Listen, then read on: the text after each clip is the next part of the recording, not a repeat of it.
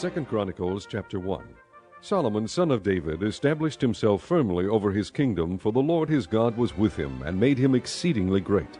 Then Solomon spoke to all Israel, to the commanders of thousands and commanders of hundreds, to the judges and to all the leaders in Israel, the heads of families. And Solomon and the whole assembly went to the high place at Gibeon, for God's tent of meeting was there, which Moses the Lord's servant had made in the desert. Now David had brought up the ark of God from Kiriath-Jearim to the place he had prepared for it, because he had pitched a tent for it in Jerusalem. But the bronze altar that Bezalel, son of Uri, the son of Hur, had made was in Gibeon, in front of the tabernacle of the Lord. So Solomon and the assembly inquired of him there. Solomon went up to the bronze altar before the Lord in the tent of meeting, and offered 1,000 burnt offerings on it. That night God appeared to Solomon and said to him, "Ask for whatever you want me to give you." Solomon answered God, "You have shown great kindness to David my father, and have made me king in his place. Now, Lord God, let your promise to my father David be confirmed, for you have made me king over a people who are as numerous as the dust of the earth. Give me wisdom and knowledge, that I may lead this people, for who is able to govern this great people of yours?" God said to Solomon, "Since this is your heart's desire, and you have not asked for wealth, riches, or honor, nor for the death of your enemies, and since you have not asked for a long life, but for wisdom and knowledge to govern my people, over whom I have made you king, therefore wisdom and knowledge will be given you. And I will also give you wealth, riches, and honor, such as no king who was before you ever had, and none after you will have." Then Solomon went to Jerusalem from the high place at Gibeon, from before the tent of meeting, and he reigned over Israel. Solomon accumulated chariots and horses. He had 1,400 chariots and 1,200 horses, which he kept in the chariot cities, and also with him in Jerusalem. The king made silver and gold as common in Jerusalem as stones, and cedar as plentiful as sycamore fig trees in the foothills. Solomon's horses were imported from Egypt and from Kue. The royal merchants purchased them from Kue. They imported a chariot from Egypt for 600 shekels of silver, and a horse for 150. They also exported them to all the kings of the Hittites and of the Arameans. Chapter 2. Solomon gave orders to build a temple for the name of the Lord, and a royal palace for himself. He conscripted 70,000 men as carriers, and 80,000 as stone cutters in the hills, and 3,600 as foremen over them. Solomon sent this message to Hiram king of Tyre: "Send me cedar logs as you did for my father David, when you sent him cedar to build a palace to live in. Now I am about to build a temple for the name of the Lord my God, and to dedicate it to him for burning fragrant incense before him, for setting out the consecrated bread regularly, and for making burnt offerings every morning and evening, and on Sabbaths and new moons, and at the appointed feasts of the Lord our God. This is a lasting ordinance for Israel. The temple I am going to build will be great, because our God is greater than all other gods. But who is able to build a temple for him, since the heavens, even the highest heavens, cannot contain him? Who then am I to build a temple for him, except as a place to burn sacrifices before him? Send me therefore a man skilled to work in gold and silver, bronze and iron, and in purple, crimson, and blue yarn, and experienced in the art of engraving, to work in Judah and Jerusalem with my skilled craftsmen, whom my father David provided. Send me also cedar, pine, and algum logs from Lebanon, for I know that your men are skilled in cutting timber there. My men will work with yours to provide me with plenty of lumber, because the temple I build must be large and magnificent. I will give your servants the woodsmen who cut the timber 20,000 cores of ground wheat, 20,000 cores of barley, 20,000 baths of wine, and 20,000 baths of olive oil." Hiram king of Tyre replied by letter to Solomon, "Because the Lord loves his people, he has made you their king." And Hiram added, "Praise be to the Lord, the God of Israel, who made heaven and earth. He has given King David a wise son, endowed with intelligence and discernment, who will build a temple for the Lord and a palace for himself. I am sending you Huram-Abi, a man of great skill, whose mother was from Dan and whose father was from Tyre. He is trained to work in gold and silver, bronze and iron, stone and wood, and with purple and blue and crimson yarn and fine linen. He is experienced in all kinds of engraving, and can execute any design given to him. He will work with your craftsmen and with those of my lord David your father. Now let my lord send his servants the wheat and barley and the olive oil and wine he promised. and we will cut all the logs from Lebanon that you need, and will float them in rafts by sea down to Joppa. You can then take them up to Jerusalem."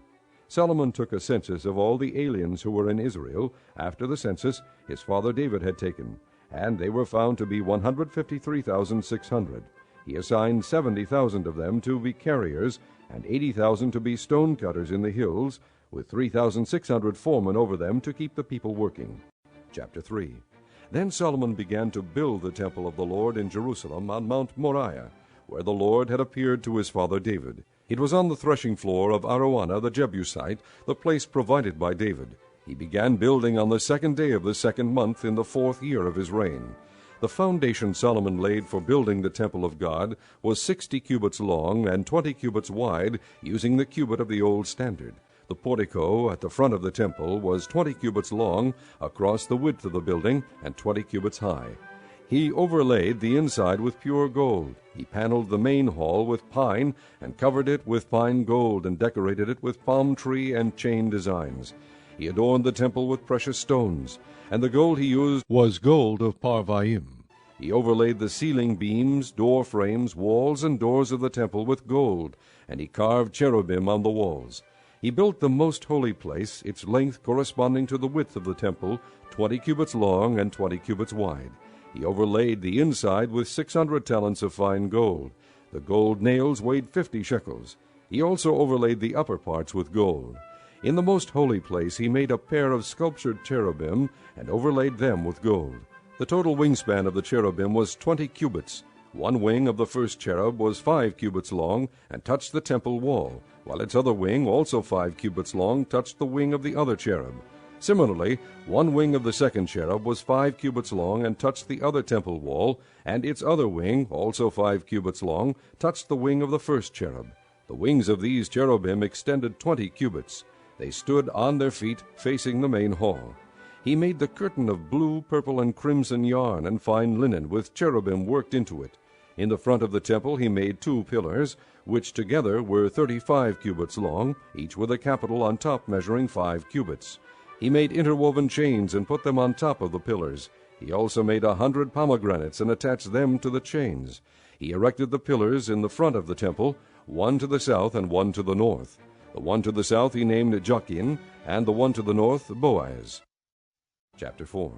He made a bronze altar 20 cubits long, 20 cubits wide, and 10 cubits high. He made the sea of cast metal, circular in shape, measuring 10 cubits from rim to rim, and 5 cubits high. It took a line of 30 cubits to measure around it.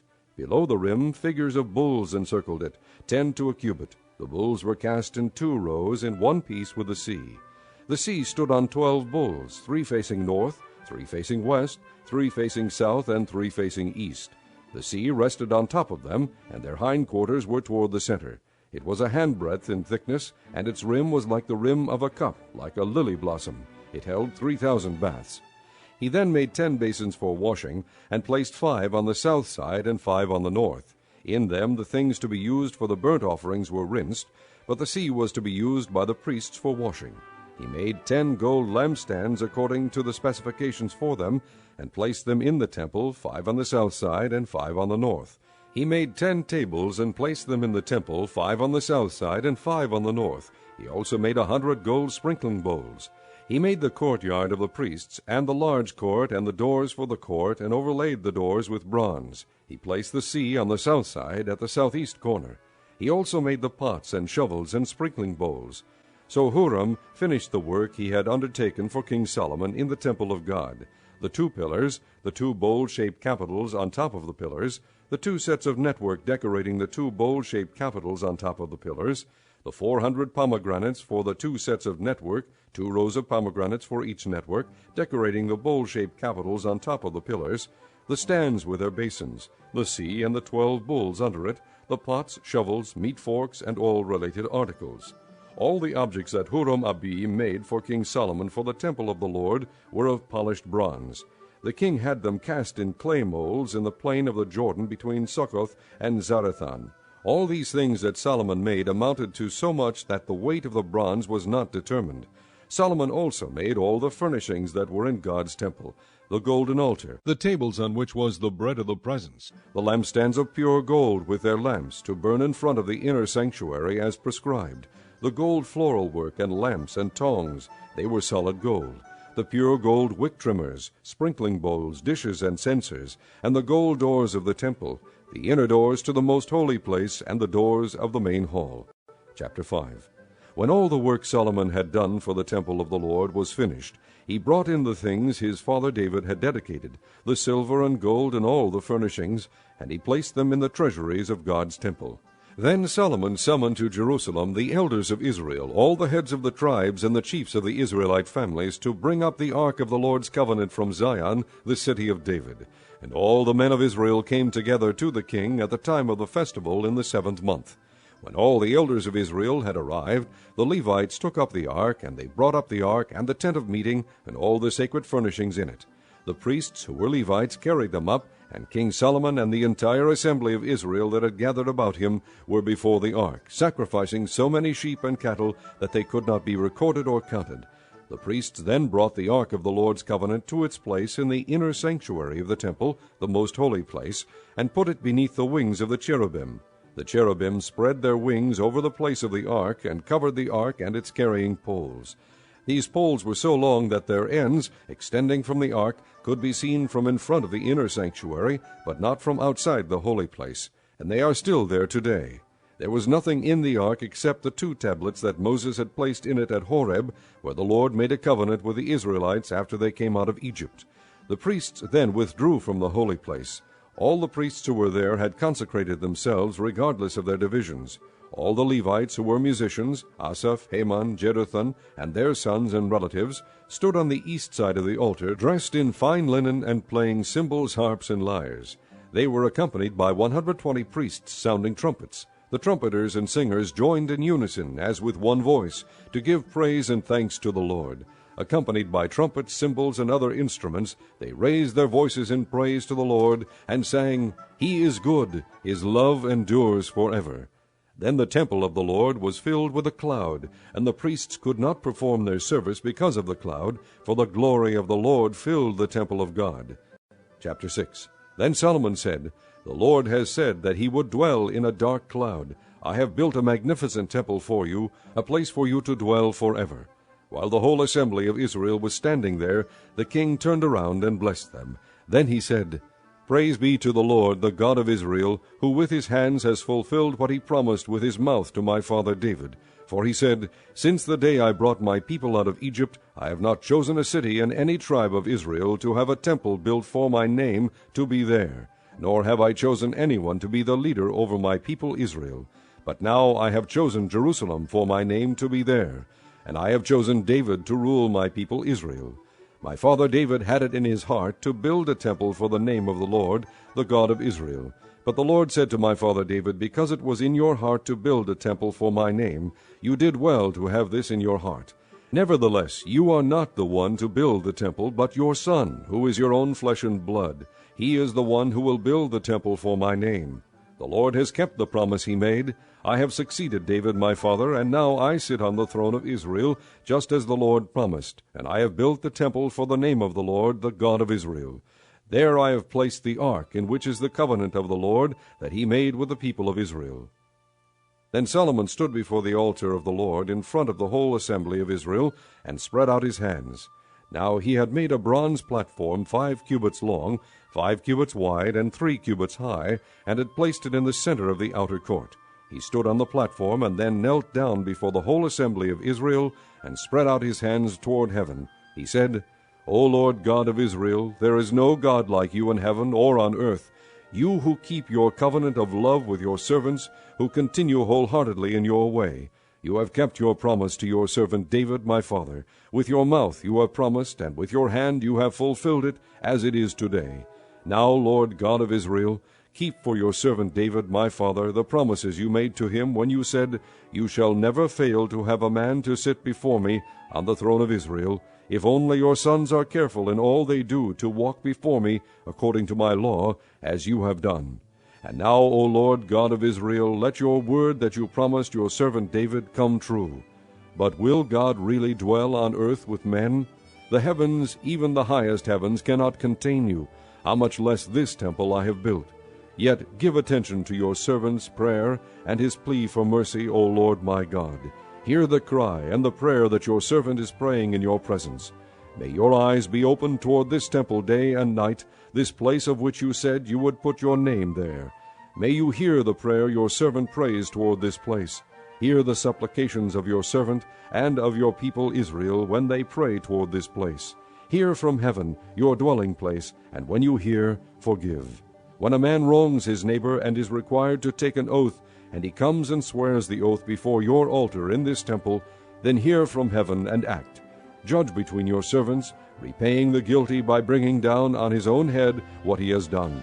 Declare the innocent not guilty, and so establish his innocence. When your people Israel have been defeated by an enemy because they have sinned against you, and when they turn back and confess your name, praying and making supplication before you in this temple, then hear from heaven, and forgive the sin of your people Israel, and bring them back to the land you gave to them and their fathers. When the heavens are shut up, and there is no rain because your people have sinned against you, and when they pray toward this place and confess your name, and turn from their sin because you have afflicted them, then hear from heaven, and forgive the sin of your servants, your people Israel. Teach them the right way to live, and send rain on the land you gave your people for an inheritance.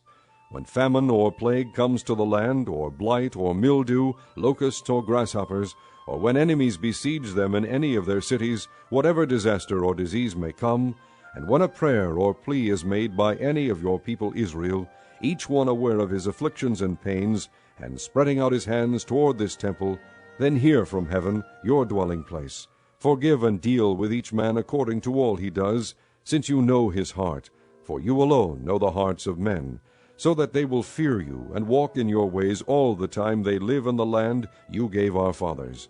As for the foreigner who does not belong to your people Israel, but has come from a distant land because of your great name and your mighty hand and your outstretched arm, when he comes and prays toward this temple, then hear from heaven, your dwelling place, and do whatever the foreigner asks of you, so that all the peoples of the earth may know your name and fear you, as do your own people Israel, and may know that this house I have built bears your name. When your people go to war against their enemies, wherever you send them, and when they pray to you toward this city you have chosen and the temple I have built for your name, then hear from heaven their prayer and their plea, and uphold their cause. When they sin against you, for there is no one who does not sin, and you become angry with them and give them over to the enemy, who takes them captive to a land far away or near, and if they have a change of heart in the land where they are held captive, and repent and plead with you in the land of their captivity, and say, We have sinned, we have done wrong and acted wickedly, and if they turn back to you with all their heart and soul in the land of their captivity where they were taken, and pray toward the land you gave their fathers, toward the city you have chosen, and toward the temple I have built for your name, then from heaven, your dwelling place, hear their prayer and their pleas, and uphold their cause, and forgive your people who have sinned against you. Now, my God, may your eyes be open and your ears attentive to the prayers offered in this place. Now arise, O Lord God, and come to your resting place, you and the ark of your might. May your priests, O Lord God, be clothed with salvation. May your saints rejoice in your goodness. O Lord God, do not reject your anointed one. Remember the great love promised to David your servant. Chapter 7. When Solomon finished praying, fire came down from heaven and consumed the burnt offering and the sacrifices, and the glory of the Lord filled the temple. The priests could not enter the temple of the Lord, because the glory of the Lord filled it. When all the Israelites saw the fire coming down, and the glory of the Lord above the temple, they knelt on the pavement with their faces to the ground, and they worshipped and gave thanks to the Lord, saying, He is good, His love endures forever. Then the king and all the people offered sacrifices before the Lord, and King Solomon offered a sacrifice of 22,000 head of cattle, and 120,000 sheep and goats. So the king and all the people dedicated the temple of God. The priests took their positions, as did the Levites, with the Lord's musical instruments, which King David had made for praising the Lord, and which were used when he gave thanks, saying, His love endures forever. Opposite the Levites the priests blew their trumpets, and all the Israelites were standing. Solomon consecrated the middle part of the courtyard in front of the temple of the Lord, and there he offered burnt offerings, and the fat of the fellowship offerings, because the bronze altar he had made could not hold the burnt offerings, the grain offerings, and the fat portions. So Solomon observed the festival at that time for 7 days, and all Israel with him, a vast assembly, people from Lebo Hamath to the Wadi of Egypt. On the 8th day they held an assembly, for they had celebrated the dedication of the altar for 7 days, and the festival for 7 days more. On the 23rd day of the 7th month he sent the people to their homes, joyful and glad in heart for the good things the Lord had done for David and Solomon and for his people Israel. When Solomon had finished the temple of the Lord and the royal palace, and had succeeded in carrying out all he had in mind to do in the temple of the Lord and in his own palace, the Lord appeared to him at night and said, I have heard your prayer, and have chosen this place for myself as a temple for sacrifices. When I shut up the heavens so that there is no rain, or command locusts to devour the land, or send a plague among my people, if my people who are called by my name will humble themselves and pray, and seek my face, and turn from their wicked ways, then I will hear from heaven, and will forgive their sin, and will heal their land. Now my eyes will be open, and my ears attentive to the prayers offered in this place. I have chosen and consecrated this temple so that my name may be there forever. My eyes and my heart will always be there. As for you, if you walk before me as David your father did, and do all I command, and observe my decrees and laws, I will establish your royal throne, as I covenanted with David your father, when I said, You shall never fail to have a man to rule over Israel.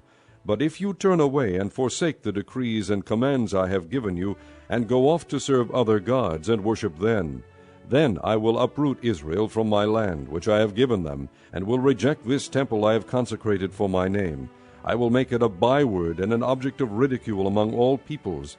And though this temple is now so imposing, all who pass by will be appalled and say, Why has the Lord done such a thing to this land and to this temple? People will answer, Because they have forsaken the Lord, the God of their fathers, who brought them out of Egypt, and have embraced other gods, worshipping and serving them. That is why he brought all this disaster on them. Chapter 8. At the end of 20 years, during which Solomon built the temple of the Lord and his own palace, Solomon rebuilt the villages that Hiram had given him, and settled Israelites in them. Solomon then went to Hamath-zobah and captured it. He also built up Tadmor in the desert, and all the store cities he had built in Hamath. He rebuilt Upper Beth-horon and Lower Beth-horon as fortified cities, with walls and with gates and bars, as well as Baalath and all his store cities, and all the cities for his chariots and for his horses, whatever he desired to build in Jerusalem, in Lebanon, and throughout all the territory he ruled. All the people left from the Hittites, Amorites, Perizzites, Hivites, and Jebusites. These people were not Israelites, that is, their descendants remaining in the land, whom the Israelites had not destroyed. These Solomon conscripted for his slave labor force, as it is to this day. But Solomon did not make slaves of the Israelites for his work. They were his fighting men, commanders of his captains, and commanders of his chariots and charioteers. They were also King Solomon's chief officials, 250 officials supervising the men. Solomon brought Pharaoh's daughter up from the city of David to the palace he had built for her, for he said, My wife must not live in the palace of David, king of Israel, because the places the ark of the Lord has entered are holy. On the altar of the Lord, that he had built in front of the portico, Solomon sacrificed burnt offerings to the Lord, according to the daily requirement for offerings commanded by Moses for Sabbaths, new moons, and the 3 annual feasts, the feast of unleavened bread, the feast of weeks, and the feast of tabernacles. In keeping with the ordinance of his father David, he appointed the divisions of the priests for their duties, and the Levites to lead the praise, and to assist the priests according to each day's requirement. He also appointed the gatekeepers by divisions for the various gates, because this was what David, the man of God, had ordered. They did not deviate from the king's commands to the priests or to the Levites in any manner, including that of the treasuries. All Solomon's work was carried out from the day the foundation of the temple of the Lord was laid until its completion. So the temple of the Lord was finished. Then Solomon went to Ezion-Geber and Elath on the coast of Edom. And Hiram sent him ships commanded by his own officers, men who knew the sea. These with Solomon's men sailed to Ophir, and brought back 450 talents of gold, which they delivered to King Solomon. Chapter 9.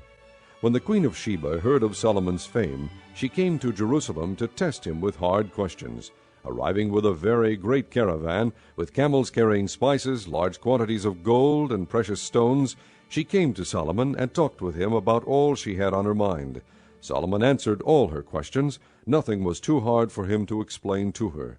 When the queen of Sheba saw the wisdom of Solomon, as well as the palace he had built, the food on his table, the seating of his officials, the attending servants in their robes, the cupbearers in their robes, and the burnt offerings he made at the temple of the Lord, she was overwhelmed. She said to the king, "The report I heard in my own country about your achievements and your wisdom is true. But I did not believe what they said until I came and saw with my own eyes. Indeed, not even half the greatness of your wisdom was told. You have far exceeded the report I heard. How happy your men must be! How happy your officials who continually stand before you and hear your wisdom! Praise be to the Lord your God, who has delighted in you and placed you on his throne as king to rule for the Lord your God. Because of the love of your God for Israel and his desire to uphold them forever, he has made you king over them to maintain justice and righteousness."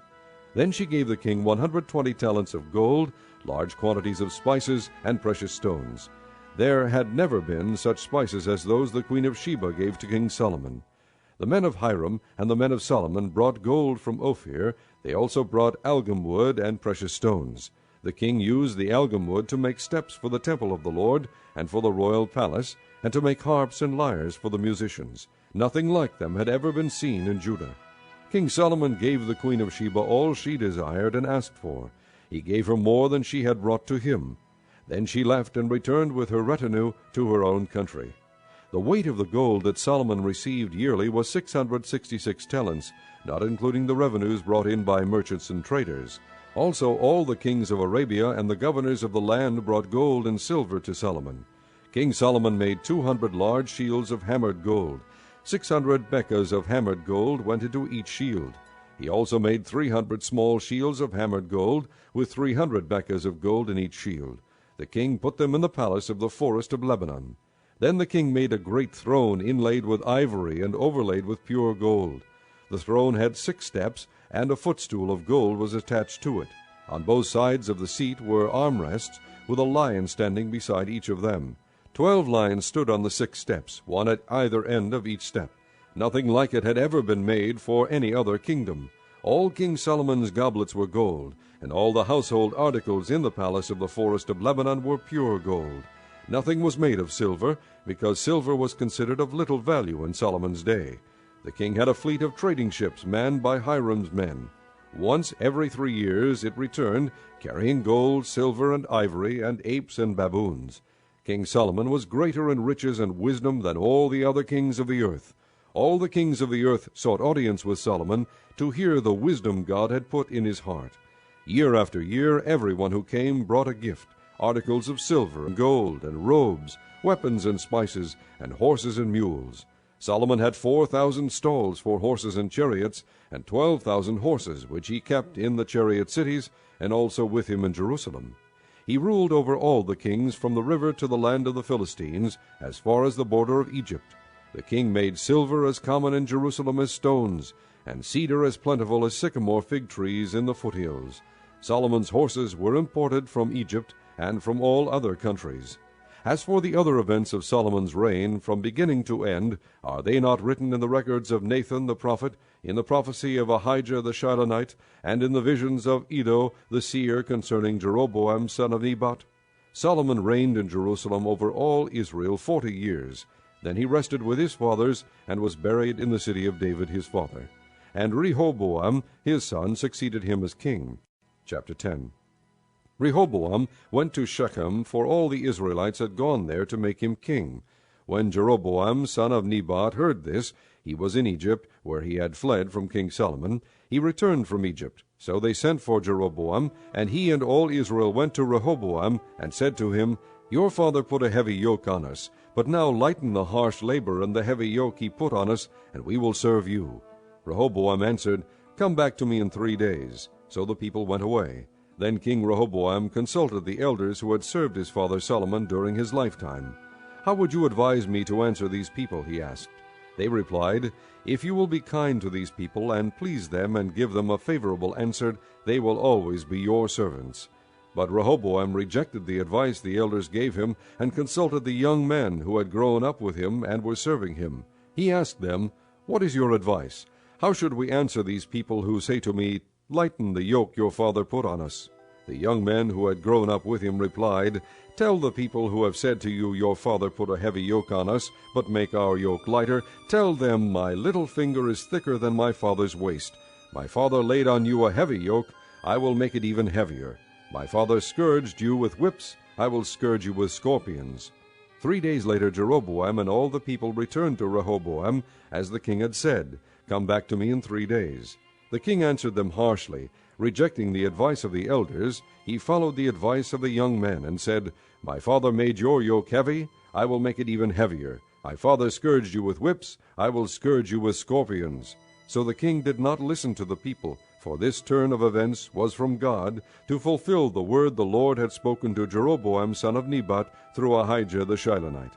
When all Israel saw that the king refused to listen to them, they answered him, "What share do we have in David? What part in Jesse's son? To your tents, O Israel! Look after your own house, O David."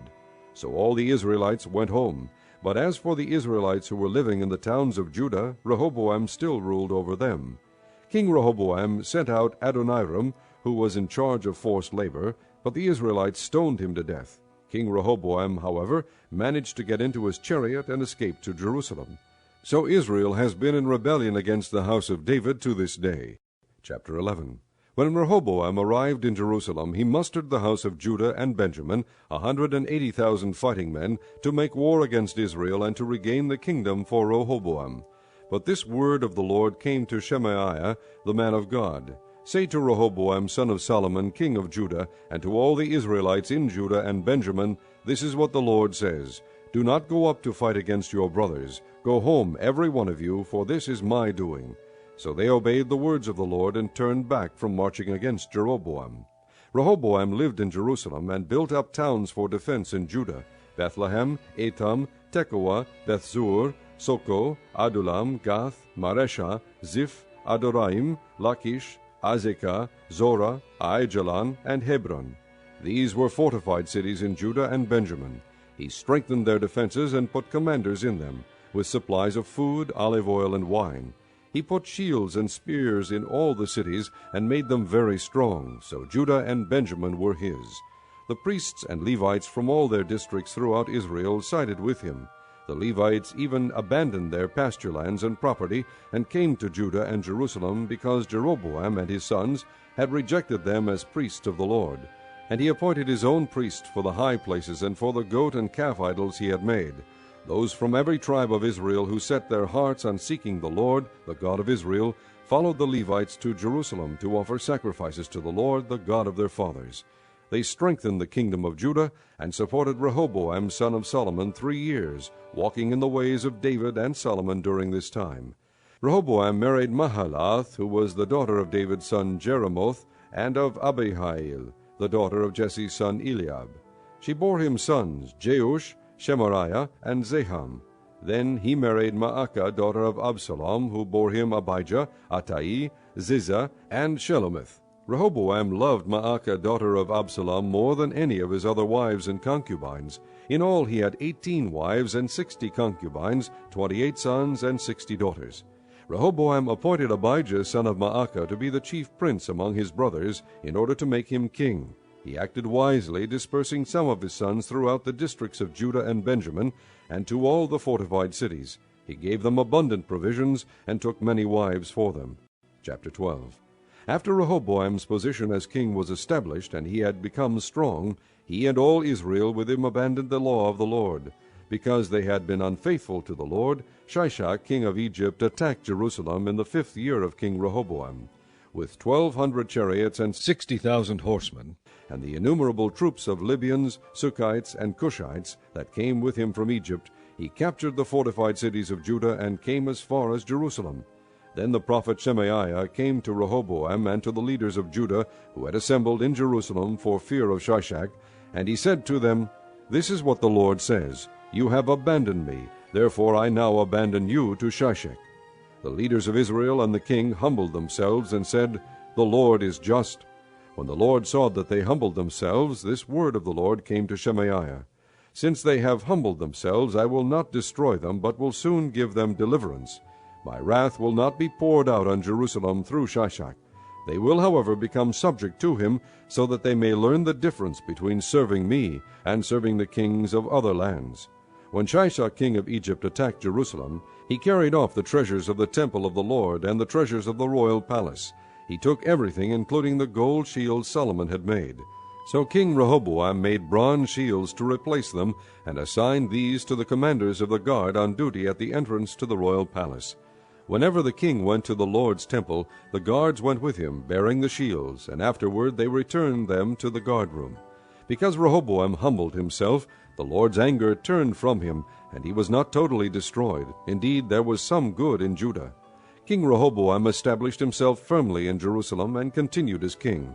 He was 41 years old when he became king, and he reigned 17 years in Jerusalem, the city the Lord had chosen out of all the tribes of Israel in which to put his name. His mother's name was Naamah. She was an Ammonite. He did evil because he had not set his heart on seeking the Lord. As for the events of Rehoboam's reign, from beginning to end, are they not written in the records of Shemaiah the prophet and of Iddo the seer that deal with genealogies? There was continual warfare between Rehoboam and Jeroboam. Rehoboam rested with his fathers and was buried in the city of David, and Abijah his son succeeded him as king. Chapter 13. In the 18th year of the reign of Jeroboam, Abijah became king of Judah, and he reigned in Jerusalem 3 years. His mother's name was Maacah, a daughter of Uriel of Gibeah. There was war between Abijah and Jeroboam. Abijah went into battle with a force of 400,000 able fighting men, and Jeroboam drew up a battle line against him with 800,000 able troops. Abijah stood on Mount Zemaraim in the hill country of Ephraim and said, Jeroboam and all Israel, listen to me. Don't you know that the Lord, the God of Israel, has given the kingship of Israel to David and his descendants forever by a covenant of salt? Yet Jeroboam son of Nebat, an official of Solomon son of David, rebelled against his master. Some worthless scoundrels gathered around him and opposed Rehoboam son of Solomon when he was young and indecisive and not strong enough to resist them. And now you plan to resist the kingdom of the Lord, which is in the hands of David's descendants. You are indeed a vast army, and have with you the golden calves that Jeroboam made to be your gods. But didn't you drive out the priests of the Lord, the sons of Aaron, and the Levites, and make priests of your own, as the peoples of other lands do? Whoever comes to consecrate himself with a young bull and 7 rams may become a priest of what are not gods. As for us, the Lord is our God, and we have not forsaken him. The priests who serve the Lord are sons of Aaron, and the Levites assist them. Every morning and evening they present burnt offerings and fragrant incense to the Lord. They set out the bread on the ceremonially clean table and light the lamps on the gold lampstand every evening. We are observing the requirements of the Lord our God. But you have forsaken him. God is with us. He is our leader. His priests with their trumpets will sound the battle cry against you. Men of Israel, do not fight against the Lord, the God of your fathers, for you will not succeed. Now Jeroboam had sent troops around to the rear, so that while he was in front of Judah, the ambush was behind them. Judah turned and saw that they were being attacked at both front and rear. Then they cried out to the Lord. The priests blew their trumpets, and the men of Judah raised the battle cry. At the sound of their battle cry, God routed Jeroboam and all Israel before Abijah and Judah. The Israelites fled before Judah, and God delivered them into their hands. Abijah and his men inflicted heavy losses on them, so that there were 500,000 casualties among Israel's able men. The men of Israel were subdued on that occasion, and the men of Judah were victorious because they relied on the Lord, the God of their fathers.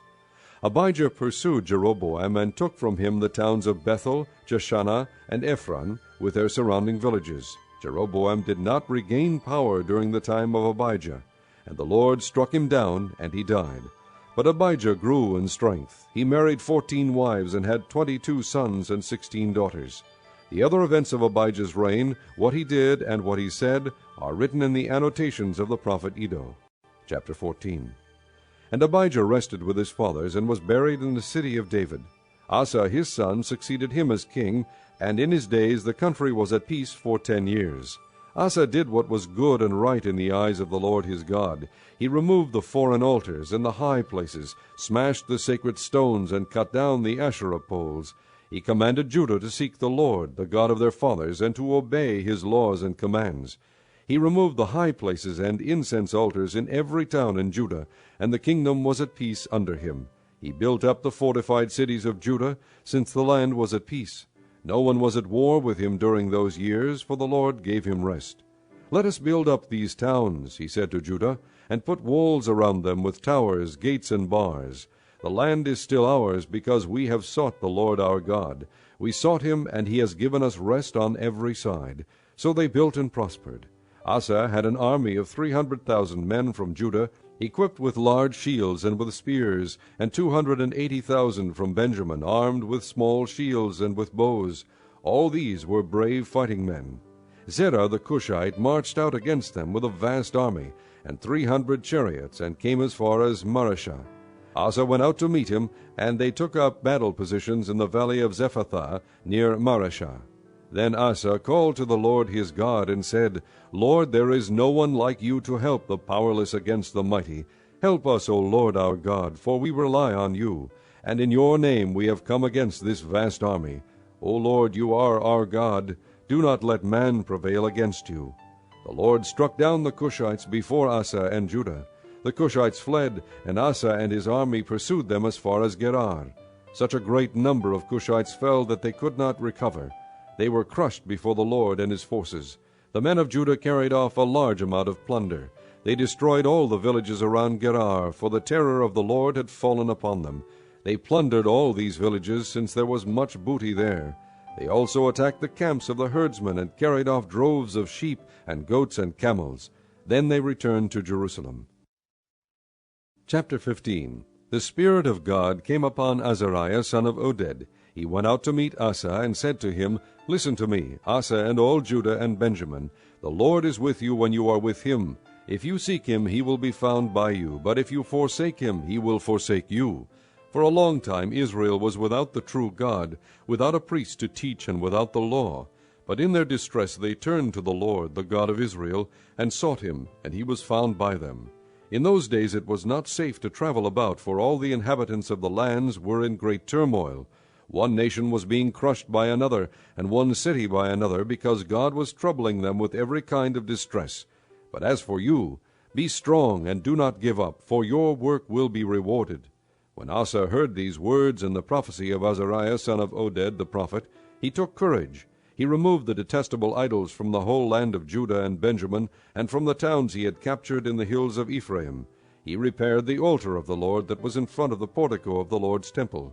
Then he assembled all Judah and Benjamin, and the people from Ephraim, Manasseh, and Simeon, who had settled among them, for large numbers had come over to him from Israel when they saw that the Lord his God was with him. They assembled at Jerusalem in the 3rd month of the 15th year of Asa's reign. At that time they sacrificed to the Lord 700 head of cattle, and 7,000 sheep and goats from the plunder they had brought back. They entered into a covenant to seek the Lord, the God of their fathers, with all their heart and soul. All who would not seek the Lord, the God of Israel, were to be put to death, whether small or great, man or woman. They took an oath to the Lord with loud acclamation, with shouting, and with trumpets and horns. All Judah rejoiced about the oath, because they had sworn it wholeheartedly. They sought God eagerly, and he was found by them. So the Lord gave them rest on every side.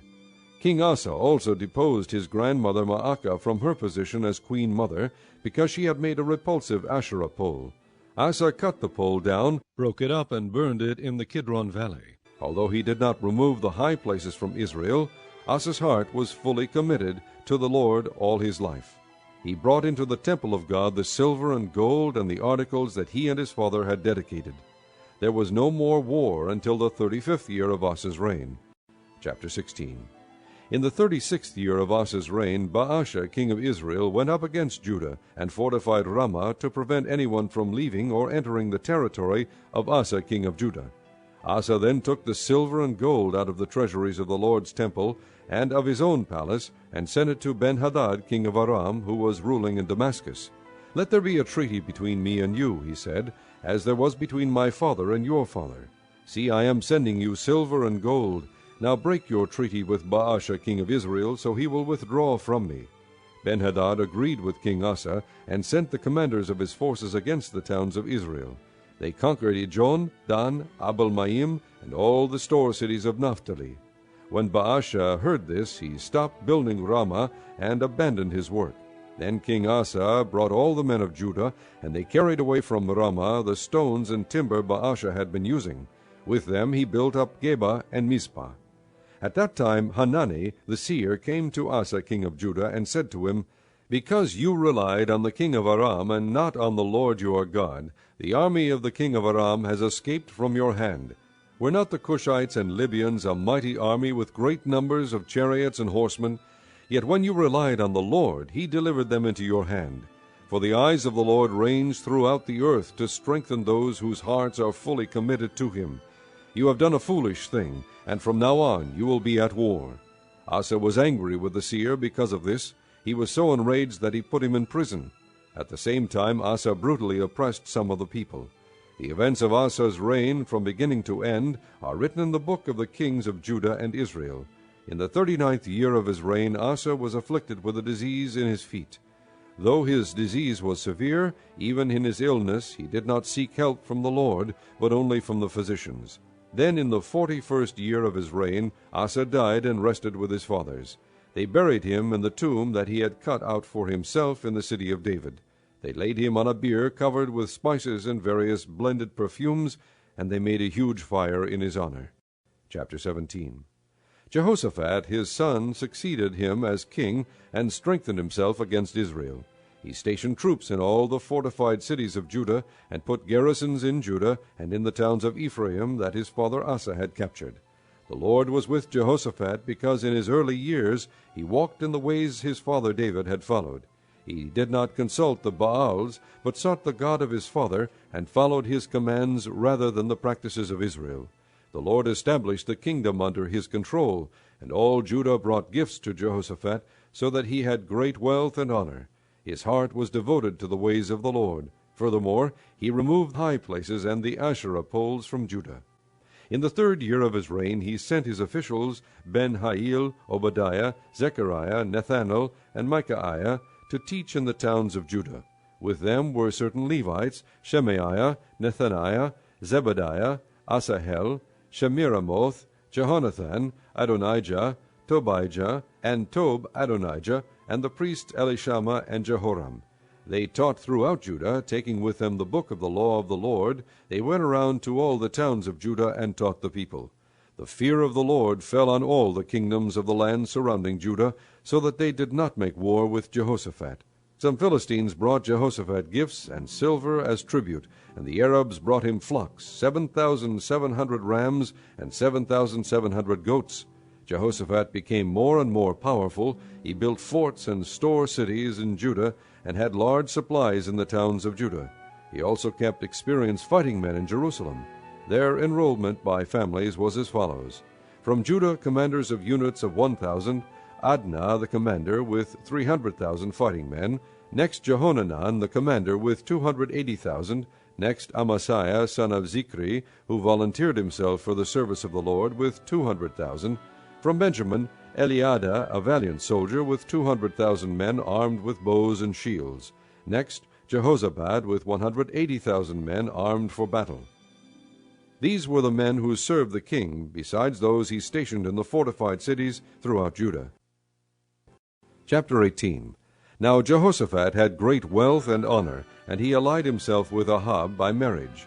Some years later he went down to visit Ahab in Samaria. Ahab slaughtered many sheep and cattle for him, and the people with him, and urged him to attack Ramoth-Gilead. Ahab king of Israel asked Jehoshaphat king of Judah, "Will you go with me against Ramoth-Gilead?" Jehoshaphat replied, "I am as you are, and my people as your people. We will join you in the war." But Jehoshaphat also said to the king of Israel, "First seek the counsel of the Lord." So the king of Israel brought together the prophets, 400 men, and asked them, "Shall we go to war against Ramoth-Gilead, or shall I refrain?" "Go," they answered, "for God will give it into the king's hand." But Jehoshaphat asked, "Is there not a prophet of the Lord here whom we can inquire of?" The king of Israel answered Jehoshaphat, There is still one man through whom we can inquire of the Lord, but I hate him because he never prophesies anything good about me, but always bad. He is Micaiah, son of Imlah. The king should not say that, Jehoshaphat replied. So the king of Israel called one of his officials and said, Bring Micaiah, son of Imlah, at once. Dressed in their royal robes, the king of Israel and Jehoshaphat, king of Judah, were sitting on their thrones at the threshing floor by the entrance to the gate of Samaria, with all the prophets prophesying before them. Now Zedekiah, son of Kenaanah, had made iron horns, and he declared, This is what the Lord says, With these you will gore the Arameans until they are destroyed. All the other prophets were prophesying the same thing. Attack Ramoth-Gilead and be victorious, they said, for the Lord will give it into the king's hand. The messenger who had gone to summon Micaiah said to him, Look, as one man the other prophets are predicting success for the king. Let your word agree with theirs, and speak favorably. But Micaiah said, As surely as the Lord lives, I can tell him only what my God says. When he arrived, the king asked him, Micaiah, shall we go to war against Ramoth-Gilead, or shall I refrain? Attack and be victorious, he answered, for they will be given into your hand. The king said to him, How many times must I make you swear to tell me nothing but the truth in the name of the Lord? Then Micaiah answered, I saw all Israel scattered on the hills like sheep without a shepherd, and the Lord said, These people have no master. Let each one go home in peace. The king of Israel said to Jehoshaphat, Didn't I tell you that he never prophesies anything good about me, but only bad? Micaiah continued, Therefore hear the word of the Lord. I saw the Lord sitting on his throne, with all the host of heaven standing on his right and on his left. And the Lord said, Who will entice Ahab, king of Israel, into attacking Ramoth-Gilead and going to his death there? One suggested this, and another that. Finally a spirit came forward, stood before the Lord, and said, I will entice him. By what means? The Lord asked. I will go and be a lying spirit in the mouths of all his prophets, he said. You will succeed in enticing him, said the Lord. Go and do it. So now the Lord has put a lying spirit in the mouths of these prophets of yours. The Lord has decreed disaster for you. Then Zedekiah, son of Kenaanah, went up and slapped Micaiah in the face. Which way did the Spirit from the Lord go when he went from me to speak to you? He asked. Micaiah replied, You will find out on the day you go to hide in an inner room.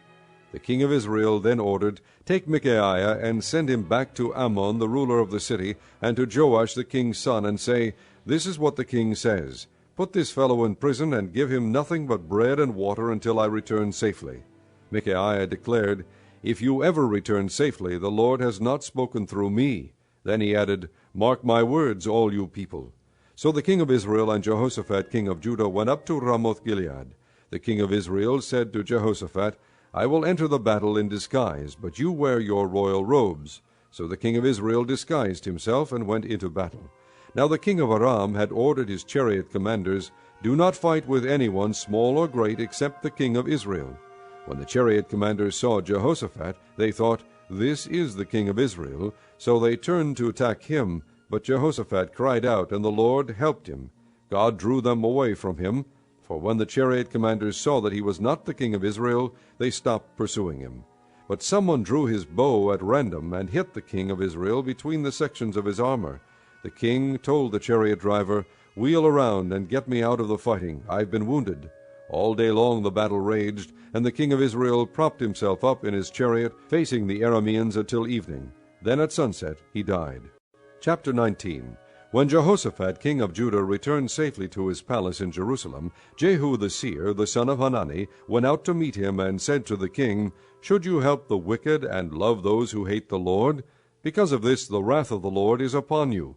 There is, however, some good in you, for you have rid the land of the Asherah poles, and have set your heart on seeking God. Jehoshaphat lived in Jerusalem, and he went out again among the people from Beersheba to the hill country of Ephraim, and turned them back to the Lord, the God of their fathers. He appointed judges in the land, in each of the fortified cities of Judah. He told them, Consider carefully what you do, because you are not judging for man, but for the Lord, who is with you whenever you give a verdict. Now let the fear of the Lord be upon you. Judge carefully, for with the Lord our God there is no injustice or partiality or bribery. In Jerusalem also Jehoshaphat appointed some of the Levites, priests, and heads of Israelite families to administer the law of the Lord and to settle disputes, and they lived in Jerusalem. He gave them these orders: You must serve faithfully and wholeheartedly in the fear of the Lord. In every case that comes before you from your fellow countrymen who live in the cities, whether bloodshed or other concerns of the law, commands, decrees, or ordinances, you are to warn them not to sin against the Lord, otherwise his wrath will come on you and your brothers. Do this, and you will not sin. Amariah the chief priest will be over you in any matter concerning the Lord, and Zebadiah, son of Ishmael, the leader of the tribe of Judah, will be over you in any matter concerning the king, and the Levites will serve as officials before you. Act with courage, and may the Lord be with those who do well. Chapter 20. After this, the Moabites and Ammonites, with some of the Maonites, came to make war on Jehoshaphat. Some men came and told Jehoshaphat, A vast army is coming against you from Edom, from the other side of the sea. It is already in Hazazon Tamar, that is, En-gedi. Alarmed, Jehoshaphat resolved to inquire of the Lord, and he proclaimed a fast for all Judah. The people of Judah came together to seek help from the Lord. Indeed, they came from every town in Judah to seek him. Then Jehoshaphat stood up in the assembly of Judah and Jerusalem at the temple of the Lord, in the front of the new courtyard, and said, O Lord God of our fathers, are you not the God who is in heaven? You rule over all the kingdoms of the nations. Power and might are in your hand, and no one can withstand you. O our God, did you not drive out the inhabitants of this land before your people Israel, and give it forever to the descendants of Abraham your friend? They have lived in it, and have built in it a sanctuary for your name, saying, If calamity comes upon us, whether the sword of judgment, or plague, or famine, we will stand in your presence before this temple that bears your name, and will cry out to you in our distress, and you will hear us and save us. But now here are men from Ammon, Moab, and Mount Seir, whose territory you would not allow Israel to invade when they came from Egypt. So they turned away from them, and did not destroy them. See how they are repaying us by coming to drive us out of the possession you gave us as an inheritance. O our God, will you not judge them? For we have no power to face this vast army that is attacking us. We do not know what to do, but our eyes are upon you. All the men of Judah, with their wives and children and little ones, stood there before the Lord. Then the Spirit of the Lord came upon Jahaziel, son of Zechariah, the son of Benaiah, the son of Jeiel, the son of Mattaniah, a Levite and descendant of Asaph, as he stood in the assembly. He said, Listen, King Jehoshaphat, and all who live in Judah and Jerusalem. This is what the Lord says to you. Do not be afraid or discouraged because of this vast army, for the battle is not yours, but God's. Tomorrow march down against them. They will be climbing up by the pass of Ziz, and you will find them at the end of the gorge in the desert of Jeruel. You will not have to fight this battle. Take up your positions, stand firm, and see the deliverance the Lord will give you, O Judah and Jerusalem. Do not be afraid, do not be discouraged. Go out to face them tomorrow, and the Lord will be with you. Jehoshaphat bowed with his face to the ground, and all the people of Judah and Jerusalem fell down and worshipped before the Lord. Then some Levites from the Kohathites and Korahites stood up and praised the Lord, the God of Israel, with very loud voice. Early in the morning they left for the desert of Tekoa. As they set out, Jehoshaphat stood and said, Listen to me, Judah and people of Jerusalem. Have faith in the Lord your God, and you will be upheld. Have faith in his prophets, and you will be successful. After consulting the people, Jehoshaphat appointed men to sing to the Lord and to praise him for the splendor of his holiness, as they went out at the head of the army, saying, Give thanks to the Lord, for his love endures forever. As they began to sing and praise, the Lord set ambushes against the men of Ammon and Moab and Mount Seir, who were invading Judah, and they were defeated. The men of Ammon and Moab rose up against the men from Mount Seir to destroy and annihilate them. After they finished slaughtering the men from Seir, they helped to destroy one another. When the men of Judah came to the place that overlooks the desert and looked toward the vast army, they saw only dead bodies lying on the ground. No one had escaped. So Jehoshaphat and his men went to carry off their plunder, and they found among them a great amount of equipment and clothing, and also articles of value, more than they could take away. There was so much plunder that it took 3 days to collect it. On the 4th day they assembled in the valley of Berakah, where they praised the Lord. This is why it is called the Valley of Berakah to this day. Then, led by Jehoshaphat, all the men of Judah and Jerusalem returned joyfully to Jerusalem, for the Lord had given them cause to rejoice over their enemies. They entered Jerusalem and went to the temple of the Lord with harps and lutes and trumpets. The fear of God came upon all the kingdoms of the countries when they heard how the Lord had fought against the enemies of Israel. And the kingdom of Jehoshaphat was at peace, for his God had given him rest on every side. So Jehoshaphat reigned over Judah. He was 35 years old when he became king of Judah, and he reigned in Jerusalem 25 years. His mother's name was Azubah, daughter of Shilhi. He walked in the ways of his father Asa, and did not stray from them. He did what was right in the eyes of the Lord. The high places, however, were not removed, and the people still had not set their hearts on the God of their fathers. The other events of Jehoshaphat's reign, from beginning to end, are written in the annals of Jehu son of Hanani, which are recorded in the book of the kings of Israel. Later, Jehoshaphat king of Judah made an alliance with Ahaziah king of Israel, who was guilty of wickedness. He agreed with him to construct a fleet of trading ships. After these were built at Ezion-Gaber, Eleazar son of Dodavahu of Marashah prophesied against Jehoshaphat, saying, Because you have made an alliance with Ahaziah, the Lord will destroy what you have made. The ships were wrecked, and were not able to set sail to trade. Chapter 21. Then Jehoshaphat rested with his fathers, and was buried with them in the city of David. And Jehoram his son succeeded him as king. Jehoram's brothers, the sons of Jehoshaphat, were Azariah, Jehiel, Zechariah, Azariahu, Michael, and Shephatiah. All these were sons of Jehoshaphat king of Israel. Their father had given them many gifts of silver and gold and articles of value, as well as fortified cities in Judah, but he had given the kingdom to Jehoram because he was his firstborn son. When Jehoram established himself firmly over his father's kingdom, he put all his brothers to the sword along with some of the princes of Israel. Jehoram was 32 years old when he became king, and he reigned in Jerusalem 8 years. He walked in the ways of the kings of Israel, as the house of Ahab had done, for he married a daughter of Ahab. He did evil in the eyes of the Lord. Nevertheless, because of the covenant the Lord had made with David, the Lord was not willing to destroy the house of David. He had promised to maintain a lamp for him and his descendants forever. In the time of Jehoram, Edom rebelled against Judah and set up its own king. So Jehoram went there with his officers and all his chariots. The Edomites surrounded him and his chariot commanders, but he rose up and broke through by night. To this day Edom has been in rebellion against Judah. Libnah revolted at the same time, because Jehoram had forsaken the Lord, the God of his fathers. He had also built high places on the hills of Judah, and had caused the people of Jerusalem to prostitute themselves, and had led Judah astray.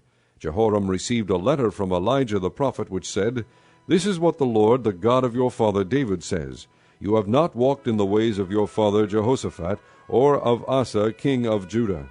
But you have walked in the ways of the kings of Israel, and you have led Judah and the people of Jerusalem to prostitute themselves, just as the house of Ahab did. You have also murdered your own brothers, members of your father's house, men who were better than you. So now the Lord is about to strike your people, your sons, your wives, and everything that is yours, with a heavy blow. You yourself will be very ill with a lingering disease of the bowels, until the disease causes your bowels to come out. The Lord aroused against Jehoram the hostility of the Philistines and of the Arabs who lived near the Cushites. They attacked Judah, invaded it, and carried off all the goods found in the king's palace, together with his sons and wives. Not a son was left to him except Ahaziah the youngest. After all this, the Lord afflicted Jehoram with an incurable disease of the bowels. In the course of time, at the end of the 2nd year, his bowels came out because of the disease, and he died in great pain. His people made no fire in his honor, as they had for his fathers. Jehoram was 32 years old when he became king, and he reigned in Jerusalem 8 years. He passed away, to no one's regret, and was buried in the city of David, but not in the tombs of the kings. Chapter 22. The people of Jerusalem made Ahaziah, Jehoram's youngest son, king in his place, since the raiders who came with the Arabs into the camp had killed all the older sons. So Ahaziah, son of Jehoram, king of Judah, began to reign. Ahaziah was 22 years old when he became king, and he reigned in Jerusalem 1 year. His mother's name was Athaliah, a granddaughter of Omri.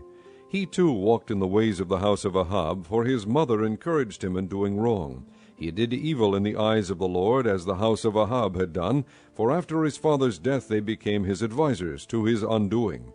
He also followed their counsel when he went with Joram son of Ahab, king of Israel, to war against Hazael, king of Aram, at Ramoth-Gilead. The Arameans wounded Joram, so he returned to Jezreel to recover from the wounds they had inflicted on him at Ramoth in his battle with Hazael, king of Aram. Then Ahaziah son of Jehoram, king of Judah, went down to Jezreel to see Joram son of Ahab, because he had been wounded. Through Ahaziah's visit to Joram, God brought about Ahaziah's downfall. When Ahaziah arrived, he went out with Joram to meet Jehu son of Nimshi, whom the Lord had anointed to destroy the house of Ahab. While Jehu was executing judgment on the house of Ahab, he found the princes of Judah and the sons of Ahaziah's relatives, who had been attending Ahaziah, and he killed them. He then went in search of Ahaziah, and his men captured him while he was hiding in Samaria. He was brought to Jehu and put to death. They buried him, for they said, "He was a son of Jehoshaphat, who sought the Lord with all his heart." So there was no one in the house of Ahaziah powerful enough to retain the kingdom. When Athaliah, the mother of Ahaziah, saw that her son was dead, she proceeded to destroy the whole royal family of the house of Judah. But Jehosheba, the daughter of King Jehoram, took Joash son of Ahaziah, and stole him away from among the royal princes who were about to be murdered, and put him and his nurse in a bedroom. Because Jehosheba, the daughter of King Jehoram, and wife of the priest Jehoiada, was Ahaziah's sister, she hid the child from Athaliah, so she could not kill him. He remained hidden with them at the temple of God for 6 years, while Athaliah ruled the land. Chapter 23. In the 7th year Jehoiada showed his strength. He made a covenant with the commanders of units of 100, Azariah son of Jeroham, Ishmael son of Jehohanan, Azariah son of Obed, Maaziah son of Adaiah, and Elishaphat son of Zikri. They went throughout Judah and gathered the Levites and the heads of Israelite families from all the towns. When they came to Jerusalem, the whole assembly made a covenant with the king at the temple of God. Jehoiada said to them, "The king's son shall reign, as the Lord promised concerning the descendants of David. Now this is what you are to do. A third of you priests and Levites who are going on duty on the Sabbath are to keep watch at the doors, a third of you at the royal palace, and a third at the foundation gate, and all the other men are to be in the courtyards of the temple of the Lord. No one is to enter the temple of the Lord except the priests and Levites on duty. They may enter because they are consecrated, but all the other men are to guard what the Lord has assigned to them. The Levites are to station themselves around the king, each man with his weapons in his hand. Anyone who enters the temple must be put to death. Stay close to the king wherever he goes." The Levites and all the men of Judah did just as Jehoiada the priest ordered. Each one took his men, those who were going on duty on the Sabbath and those who were going off duty, for Jehoiada the priest had not released any of the divisions. Then he gave the commanders of units of 100 the spears and the large and small shields that had belonged to King David and that were in the temple of God. He stationed all the men, each with his weapon in his hand, around the king, near the altar and the temple, from the south side to the north side of the temple. Jehoiada and his sons brought out the king's son and put the crown on him. They presented him with a copy of the covenant and proclaimed him king. They anointed him and shouted, "Long live the king!" When Athaliah heard the noise of the people running and cheering the king, she went to them at the temple of the Lord. She looked, and there was the king standing by his pillar at the entrance. The officers and the trumpeters were beside the king, and all the people of the land were rejoicing and blowing trumpets, and singers with musical instruments were leading the praises. Then Athaliah tore her robes and shouted, "Treason! Treason!" Jehoiada the priest sent out the commanders of units of 100, who were in charge of the troops, and said to them, "Bring her out between the ranks, and put to the sword anyone who follows her." For the priest had said, "Do not put her to death at the temple of the Lord." So they seized her as she reached the entrance of the horse gate on the palace grounds, and there they put her to death. Jehoiada then made a covenant that he and the people and the king would be the Lord's people. All the people went to the temple of Baal and tore it down. They smashed the altars and idols, and killed Mattan the priest of Baal in front of the altars. Then Jehoiada placed the oversight of the temple of the Lord in the hands of the priests, who were Levites, to whom David had made assignments in the temple, to present the burnt offerings of the Lord as written in the law of Moses, with rejoicing and singing, as David had ordered. He also stationed doorkeepers at the gates of the Lord's temple, so that no one who was in any way unclean might enter. He took with him the commanders of hundreds, the nobles, the rulers of the people, and all the people of the land, and brought the king down from the temple of the Lord. They went into the palace through the upper gate, and seated the king on the royal throne. And all the people of the land rejoiced. And the city was quiet, because Athaliah had been slain with the sword. Chapter 24. Joash was 7 years old when he became king, and he reigned in Jerusalem 40 years. His mother's name was Zibiah. She was from Beersheba. Joash did what was right in the eyes of the Lord all the years of Jehoiada the priest. Jehoiada chose 2 wives for him, and he had sons and daughters. Sometime later Joash decided to restore the temple of the Lord. He called together the priests and Levites and said to them, "Go to the towns of Judah and collect the money due annually from all Israel to repair the temple of your God. Do it now." But the Levites did not act at once. Therefore the king summoned Jehoiada the chief priest and said to him, "Why haven't you required the Levites to bring in from Judah and Jerusalem the tax imposed by Moses the servant of the Lord, and by the assembly of Israel, for the tent of the testimony?"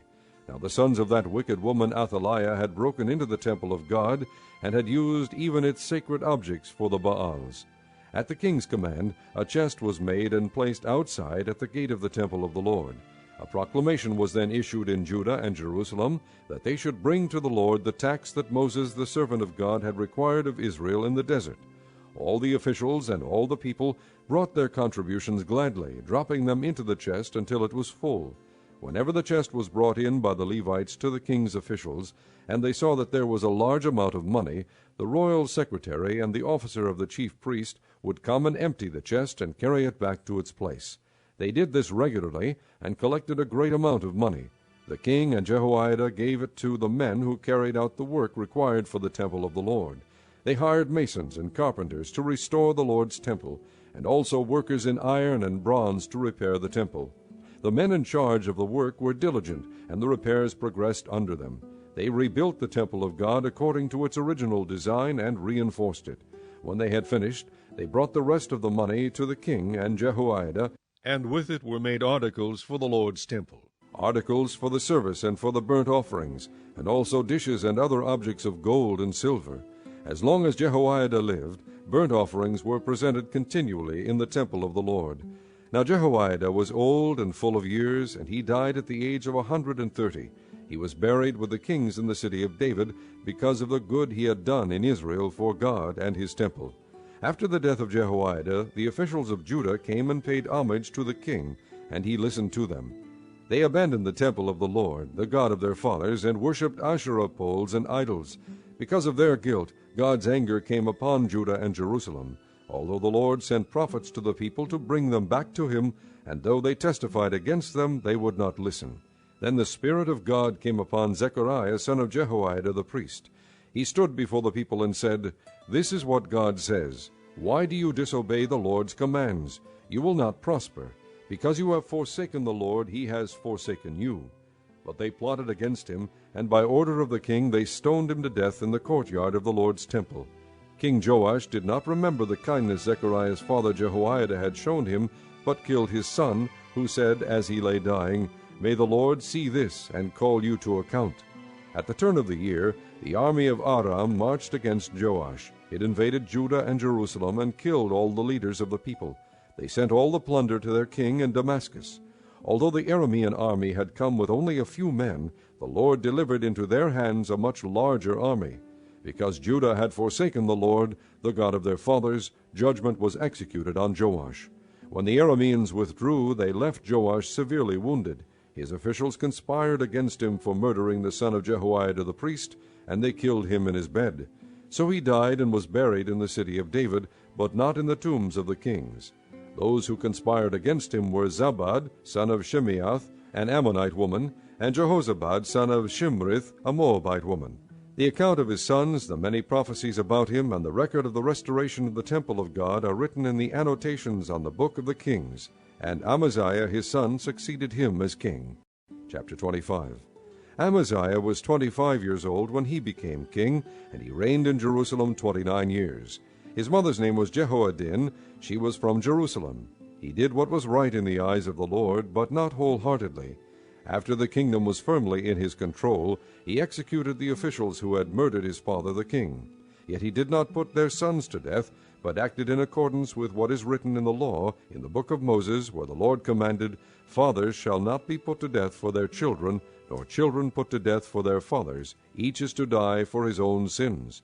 Amaziah called the people of Judah together, and assigned them according to their families to commanders of thousands and commanders of hundreds for all Judah and Benjamin. He then mustered those 20 years old or more, and found that there were 300,000 men ready for military service, able to handle the spear and shield. He also hired 100,000 fighting men from Israel for 100 talents of silver. But a man of God came to him and said, O king, these troops from Israel must not march with you, for the Lord is not with Israel, not with any of the people of Ephraim. Even if you go and fight courageously in battle, God will overthrow you before the enemy, for God has the power to help or to overthrow.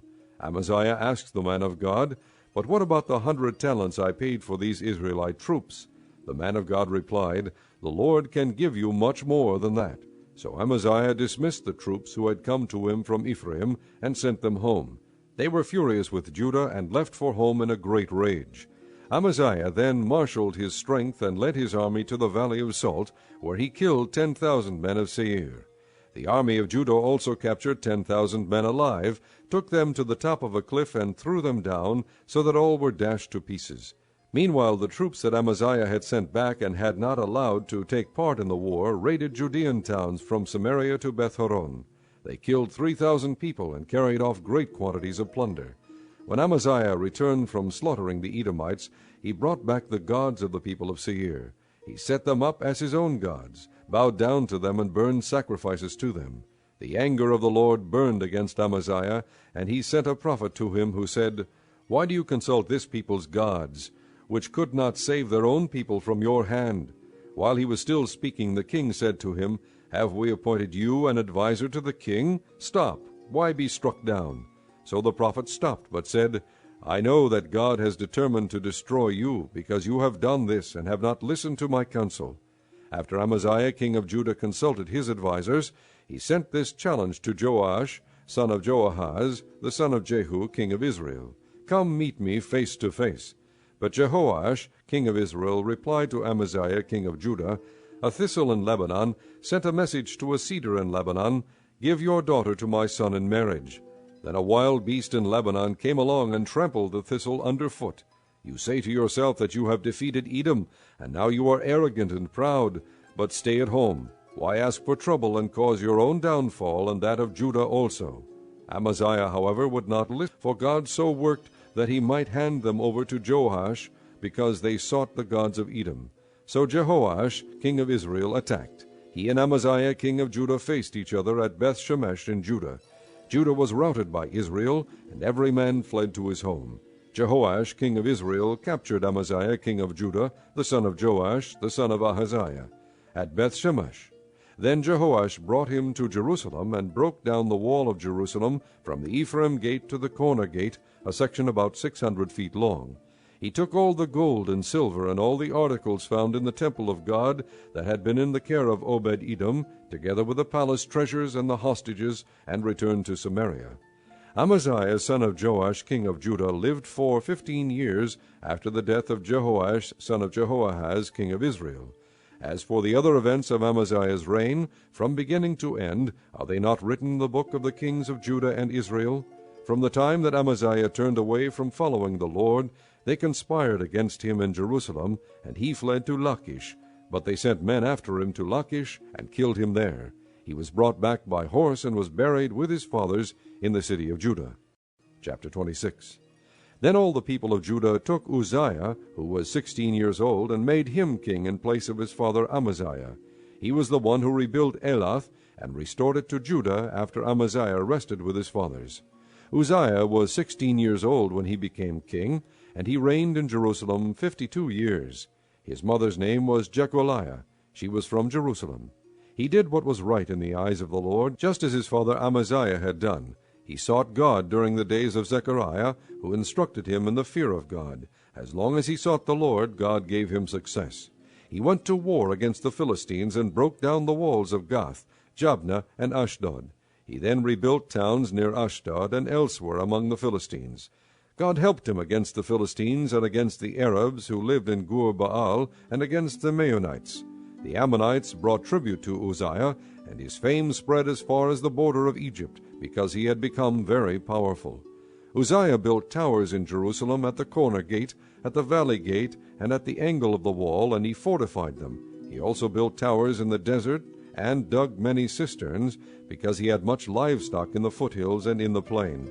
He had people working his fields and vineyards in the hills and in the fertile lands, for he loved the soil.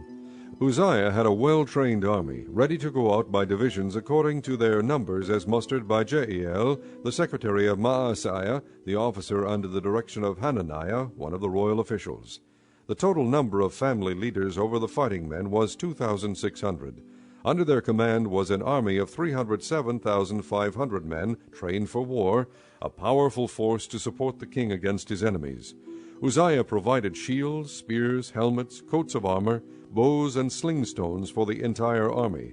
In Jerusalem he made machines designed by skillful men for use on the towers and on the corner defenses to shoot arrows and hurl large stones. His fame spread far and wide, for he was greatly helped until he became powerful.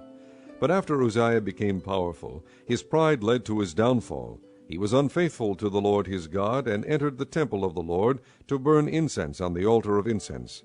Azariah the priest, with 80 other courageous priests of the Lord, followed him in. They confronted him and said, "It is not right for you, Uzziah, to burn incense to the Lord. That is for the priests, the descendants of Aaron, who have been consecrated to burn incense. Leave the sanctuary, for you have been unfaithful, and you will not be honored by the Lord God." Uzziah, who had a censer in his hand, ready to burn incense, became angry. While he was raging at the priests in their presence before the incense altar in the Lord's temple, leprosy broke out on his forehead. When Azariah the chief priest and all the other priests looked at him, they saw that he had leprosy on his forehead, so they hurried him out. Indeed, he himself was eager to leave, because the Lord had afflicted him. King Uzziah had leprosy until the day he died. He lived in a separate house, leprous, and excluded from the temple of the Lord. Jotham his son had charge of the palace and governed the people of the land. The other events of Uzziah's reign from the beginning to end are recorded by the prophet Isaiah, son of Amoz. Uzziah rested with his fathers and was buried near them in a field for burial that belonged to the kings, for people said he had leprosy, and Jotham his son succeeded him as king. Chapter 27. Jotham was 25 years old when he became king, and he reigned in Jerusalem 16 years. His mother's name was Jerusha, daughter of Zadok. He did what was right in the eyes of the Lord, just as his father Uzziah had done, but unlike him he did not enter the temple of the Lord. The people, however, continued their corrupt practices. Jotham rebuilt the upper gate of the temple of the Lord, and did extensive work on the wall at the hill of Ophel. He built towns in the Judean hills, and forts and towers in the wooded areas. Jotham made war on the king of the Ammonites and conquered them. That year the Ammonites paid him 100 talents of silver, 10,000 cores of wheat, and 10,000 cores of barley. The Ammonites brought him the same amount also in the second and third years. Jotham grew powerful because he walked steadfastly before the Lord his God. The other events in Jotham's reign, including all his wars and the other things he did, are written in the book of the kings of Israel and Judah. He was 25 years old when he became king, and he reigned in Jerusalem 16 years. Jotham rested with his fathers and was buried in the city of David, and Ahaz his son succeeded him as king. Chapter 28. Ahaz was 20 years old when he became king, and he reigned in Jerusalem 16 years. Unlike David his father, he did not do what was right in the eyes of the Lord. He walked in the ways of the kings of Israel, and also made cast idols for worshipping the Baals. He burned sacrifices in the valley of Ben-Hinnom, and sacrificed his sons in the fire, following the detestable ways of the nations the Lord had driven out before the Israelites. He offered sacrifices and burned incense at the high places, on the hilltops, and under every spreading tree.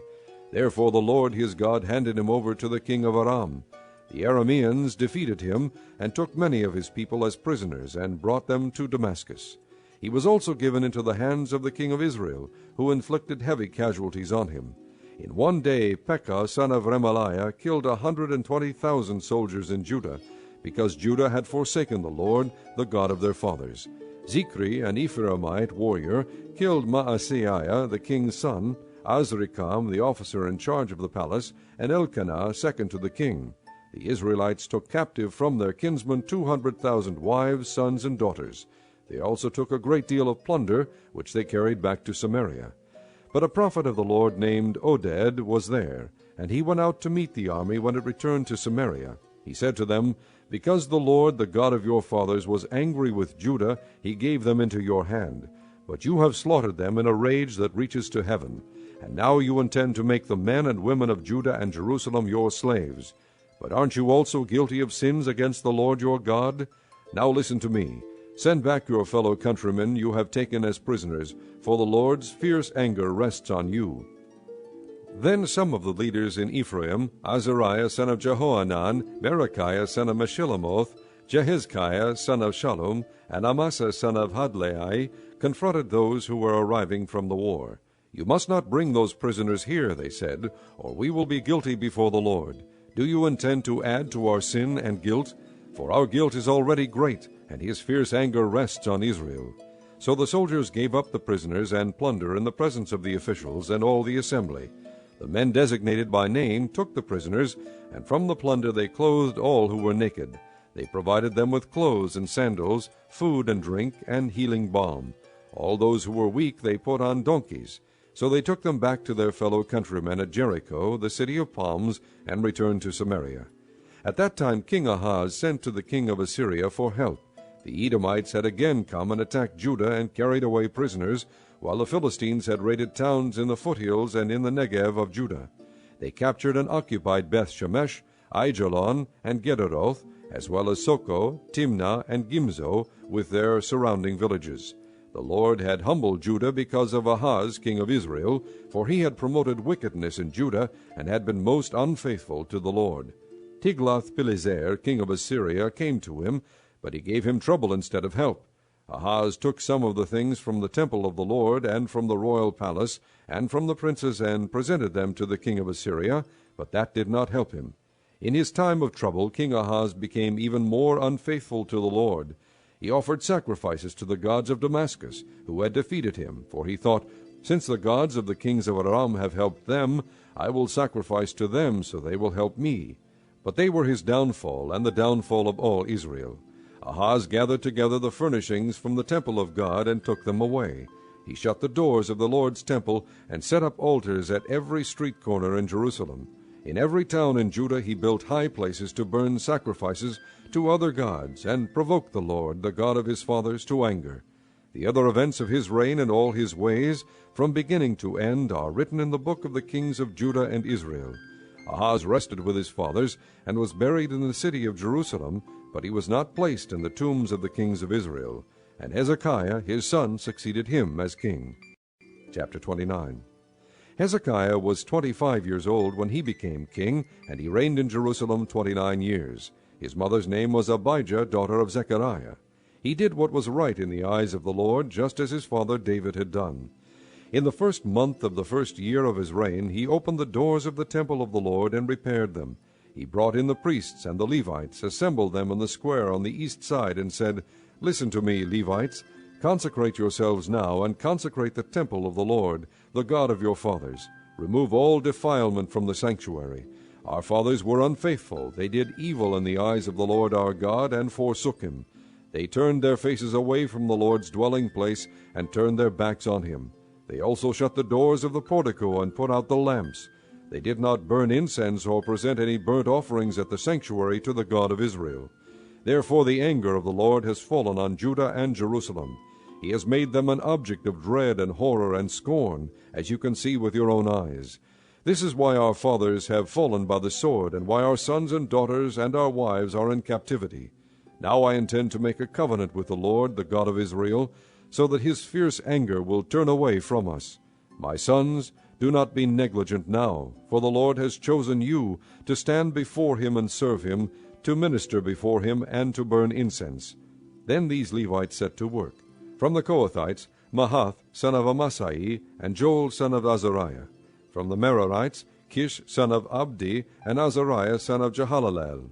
From the Gershonites, Joah son of Zimmah, and Adin son of Joah. From the descendants of Eliasaphan, Shimri and Jael. From the descendants of Asa, Zechariah and Mattaniah. From the descendants of Haman, Jahiel and Shimei. From the descendants of Jeduthun, Shemaiah and Uzziel. When they had assembled their brothers and consecrated themselves, they went in to purify the temple of the Lord, as the king had ordered, following the word of the Lord. The priests went into the sanctuary of the Lord to purify it. They brought out to the courtyard of the Lord's temple everything unclean that they found in the temple of the Lord. The Levites took it and carried it out to the Kidron valley. They began the consecration on the 1st day of the 1st month, and by the 8th day of the month they reached the portico of the Lord. For 8 more days they consecrated the temple of the Lord itself, finishing on the 16th day of the 1st month. Then they went in to King Hezekiah and reported, "We have purified the entire temple of the Lord, the altar of burnt offering with all its utensils, and the table for setting out the consecrated bread with all its articles. We have prepared and consecrated all the articles that King Ahaz removed in his unfaithfulness while he was king. They are now in front of the Lord's altar." Early the next morning King Hezekiah gathered the city officials together and went up to the temple of the Lord. They brought 7 bulls, 7 rams, 7 male lambs, and 7 male goats as a sin offering for the kingdom, for the sanctuary, and for Judah. The king commanded the priests, the descendants of Aaron, to offer these on the altar of the Lord. So they slaughtered the bulls, and the priests took the blood and sprinkled it on the altar. Next they slaughtered the rams and sprinkled their blood on the altar. Then they slaughtered the lambs and sprinkled their blood on the altar. The goats for the sin offering were brought before the king and the assembly, and they laid their hands on them. The priests then slaughtered the goats, and presented their blood on the altar for a sin offering to atone for all Israel, because the king had ordered the burnt offering and the sin offering for all Israel.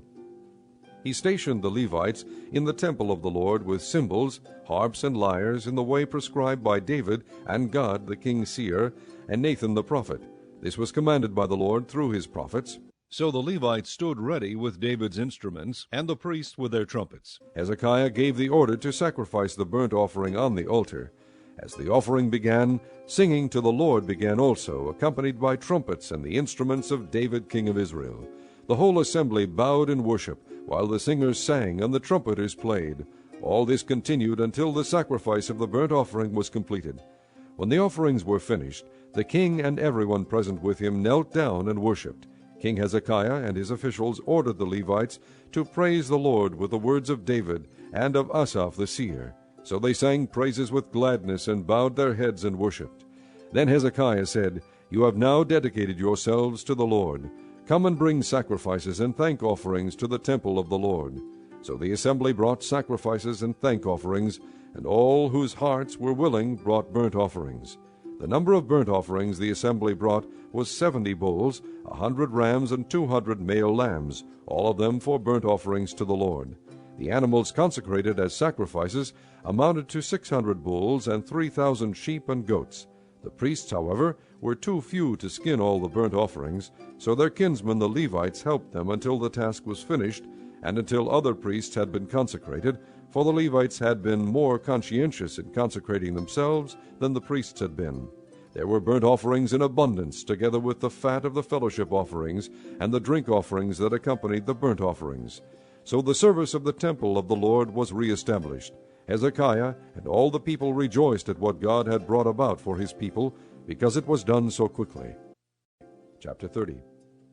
Hezekiah sent word to all Israel and Judah, and also wrote letters to Ephraim and Manasseh, inviting them to come to the temple of the Lord in Jerusalem and celebrate the Passover to the Lord, the God of Israel. The king and his officials and the whole assembly in Jerusalem decided to celebrate the Passover in the 2nd month.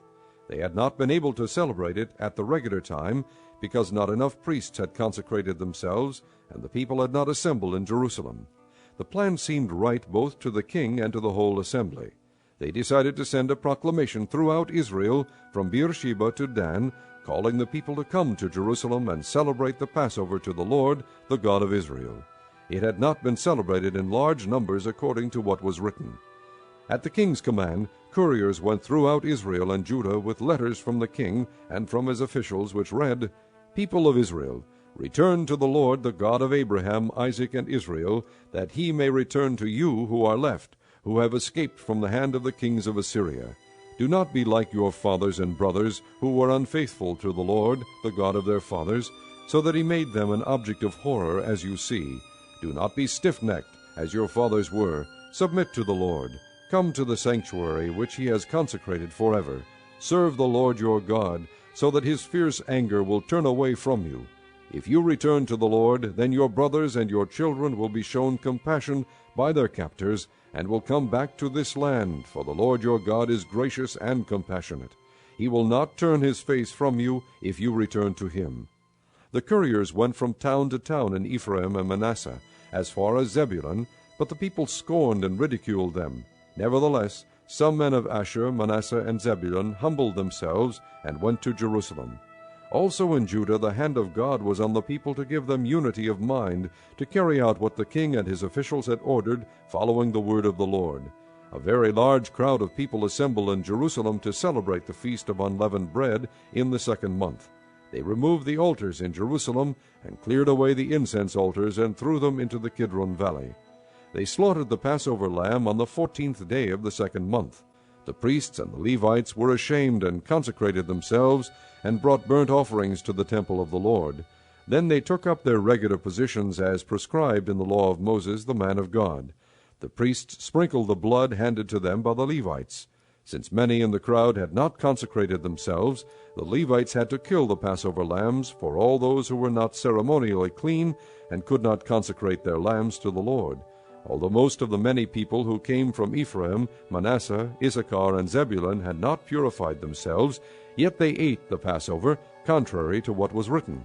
But Hezekiah prayed for them, saying, May the Lord, who is good, pardon everyone who sets his heart on seeking God, the Lord, the God of his fathers, even if he is not clean according to the rules of the sanctuary.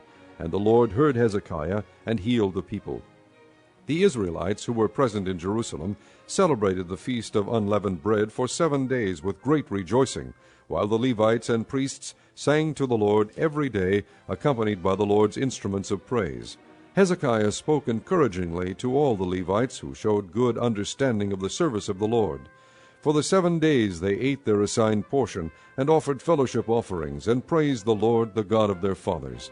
The whole assembly then agreed to celebrate the festival 7 more days, so for another 7 days they celebrated joyfully. Hezekiah king of Judah provided 1,000 bulls and 7,000 sheep and goats for the assembly, and the officials provided them with 1,000 bulls and 10,000 sheep and goats. A great number of priests consecrated themselves. The entire assembly of Judah rejoiced, along with the priests and Levites, and all who had assembled from Israel, including the aliens who had come from Israel and those who lived in Judah. There was great joy in Jerusalem, for since the days of Solomon son of David king of Israel, there had been nothing like this in Jerusalem. The priests and the Levites stood to bless the people, and God heard them, for their prayer reached heaven, his holy dwelling place. Chapter 31. When all this had ended, the Israelites who were there went out to the towns of Judah, smashed the sacred stones, and cut down the Asherah poles. They destroyed the high places and the altars throughout Judah and Benjamin, and in Ephraim and Manasseh. After they had destroyed all of them, the Israelites returned to their own towns and to their own property. Hezekiah assigned the priests and Levites to divisions, each of them according to their duties as priests or Levites, to offer burnt offerings and fellowship offerings, to minister, to give thanks, and to sing praises at the gates of the Lord's dwelling. The king contributed from his own possessions for the morning and evening burnt offerings, and for the burnt offerings on the Sabbaths, new moons, and appointed feasts, as written in the law of the Lord. He ordered the people living in Jerusalem to give the portion due the priests and Levites, so they could devote themselves to the law of the Lord. As soon as the order went out, the Israelites generously gave the first fruits of their grain, new wine, oil, and honey, and all that the fields produced. They brought a great amount, a tithe of everything. The men of Israel and Judah who lived in the towns of Judah also brought a tithe of their herds and flocks, and a tithe of the holy things dedicated to the Lord their God, and they piled them in heaps. They began doing this in the 3rd month, and finished in the 7th month. When Hezekiah and his officials came and saw the heaps, they praised the Lord and blessed his people Israel.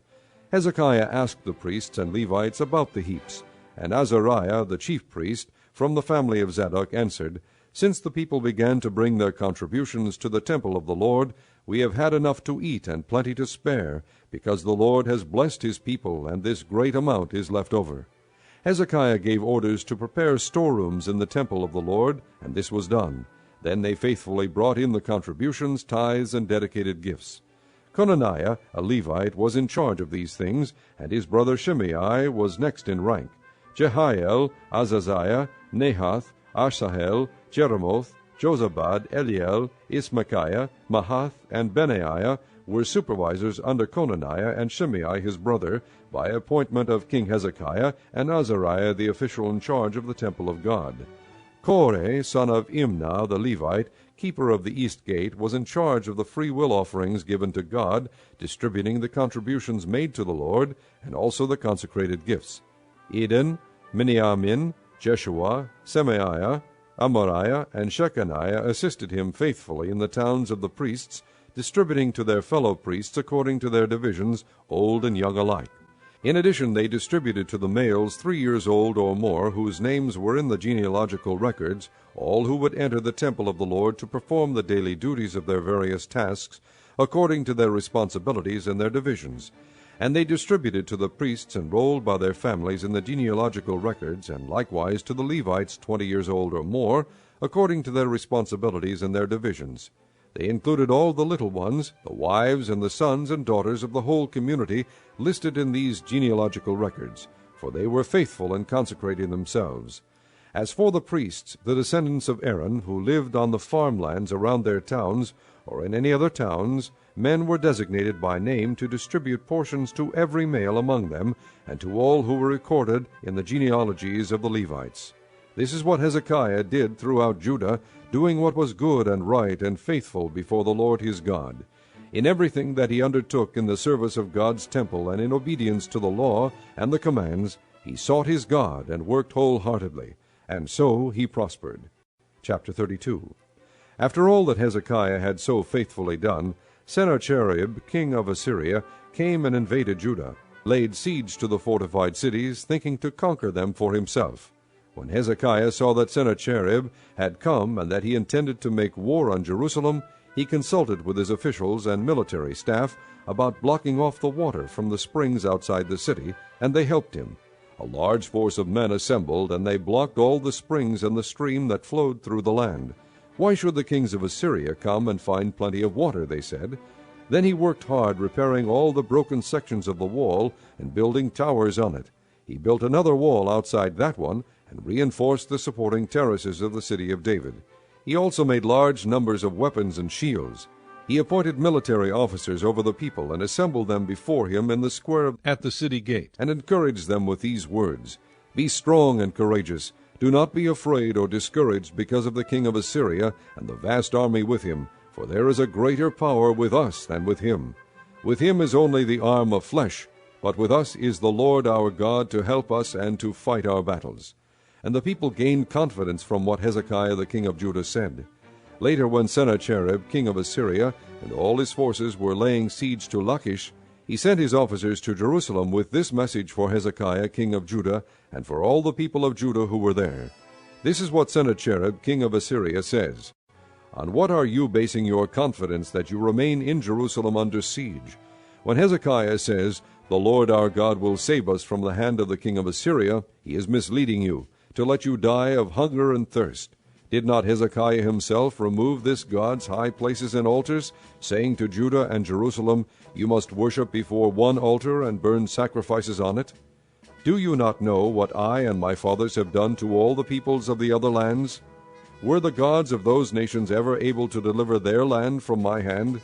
Who of all the gods of these nations that my fathers destroyed has been able to save his people from me? How then can your God deliver you from my hand? Now do not let Hezekiah deceive you and mislead you like this. Do not believe him, for no God of any nation or kingdom has been able to deliver his people from my hand or the hand of my fathers. How much less will your God deliver you from my hand? Sennacherib's officers spoke further against the Lord God and against his servant Hezekiah. The king also wrote letters insulting the Lord, the God of Israel, and saying this against him, Just as the gods of the peoples of the other lands did not rescue their people from my hand, so the God of Hezekiah will not rescue his people from my hand.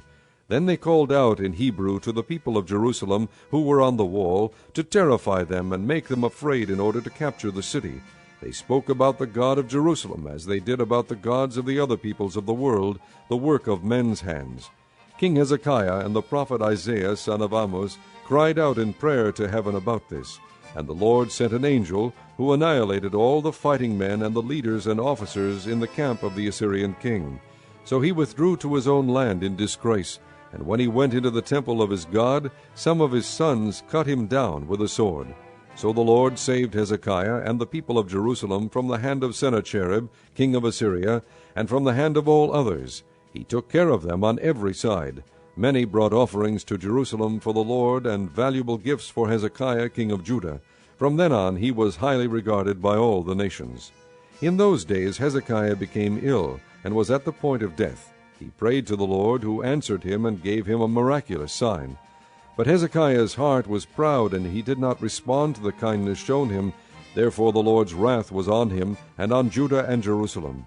Then Hezekiah repented of the pride of his heart, as did the people of Jerusalem. Therefore the Lord's wrath did not come upon them during the days of Hezekiah. Hezekiah had very great riches and honor, treasuries for his silver and gold, and for his precious stones, spices, shields, and all kinds of valuables. He also made buildings to store the harvest of grain, new wine, and oil, and he made stalls for various kinds of cattle, and pens for the flocks. He built villages and acquired great numbers of flocks and herds, for God had given him very great riches. It was Hezekiah who blocked the upper outlet of the Gihon spring and channeled the water down to the west side of the city of David. He succeeded in everything he undertook. But when envoys were sent by the rulers of Babylon to ask him about the miraculous sign that had occurred in the land, God left him to test him and to know everything that was in his heart. The other events of Hezekiah's reign and his acts of devotion are written in the vision of the prophet Isaiah, son of Amoz, in the book of the kings of Judah and Israel. Hezekiah rested with his fathers, and was buried on the hill where the tombs of David's descendants are. All Judah and the people of Jerusalem honored him when he died, and Manasseh his son succeeded him as king. Chapter 33. Manasseh was 12 years old when he became king, and he reigned in Jerusalem 55 years. He did evil in the eyes of the Lord, following the detestable practices of the nations the Lord had driven out before the Israelites. He rebuilt the high places his father Hezekiah had demolished. He also erected altars to the Baals, and made Asherah poles.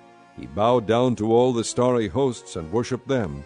He built altars in the temple of the Lord, of which the Lord had said, My name will remain in Jerusalem forever. In both courts of the temple of the Lord he built altars to all the starry hosts. He sacrificed his sons in the fire in the valley of Ben-Hinnom, practiced sorcery, divination, and witchcraft, and consulted mediums and spiritists. He did much evil in the eyes of the Lord, provoking him to anger. He took the carved image he had made, and put it in God's temple, of which God had said to David and to his son Solomon, In this temple and in Jerusalem, which I have chosen out of all the tribes of Israel, I will put my name forever. I will not again make the feet of the Israelites leave the land I assigned to your forefathers, if only they will be careful to do everything I commanded them concerning all the laws, decrees, and ordinances given through Moses. But Manasseh led Judah and the people of Jerusalem astray, so that they did more evil than the nations the Lord had destroyed before the Israelites. The Lord spoke to Manasseh and his people, but they paid no attention. So the Lord brought against them the army commanders of the king of Assyria, who took Manasseh prisoner, put a hook in his nose, bound him with bronze shackles, and took him to Babylon. In his distress he sought the favor of the Lord his God, and humbled himself greatly before the God of his fathers. And when he prayed to him, the Lord was moved by his entreaty, and listened to his plea. So he brought him back to Jerusalem and to his kingdom. Then Manasseh knew that the Lord is God. Afterward he rebuilt the outer wall of the city of David, west of the Gihon spring in the valley, as far as the entrance of the fish gate, and encircling the hill of Ophel. He also made it much higher. He stationed military commanders in all the fortified cities in Judah. He got rid of the foreign gods, and removed the image from the temple of the Lord, as well as all the altars he had built on the temple hill and in Jerusalem, and he threw them out of the city. Then he restored the altar of the Lord, and sacrificed fellowship offerings and thank offerings on it, and told Judah to serve the Lord, the God of Israel. The people, however, continued to sacrifice at the high places, but only to the Lord their God. The other events of Manasseh's reign, including his prayer to his God, and the words the seers spoke to him in the name of the Lord, the God of Israel, are written in the annals of the kings of Israel. His prayer, and how God was moved by his entreaty, as well as all his sins and unfaithfulness, and the sites where he built high places and set up Asherah poles and idols before he humbled himself, all are written in the records of the seers.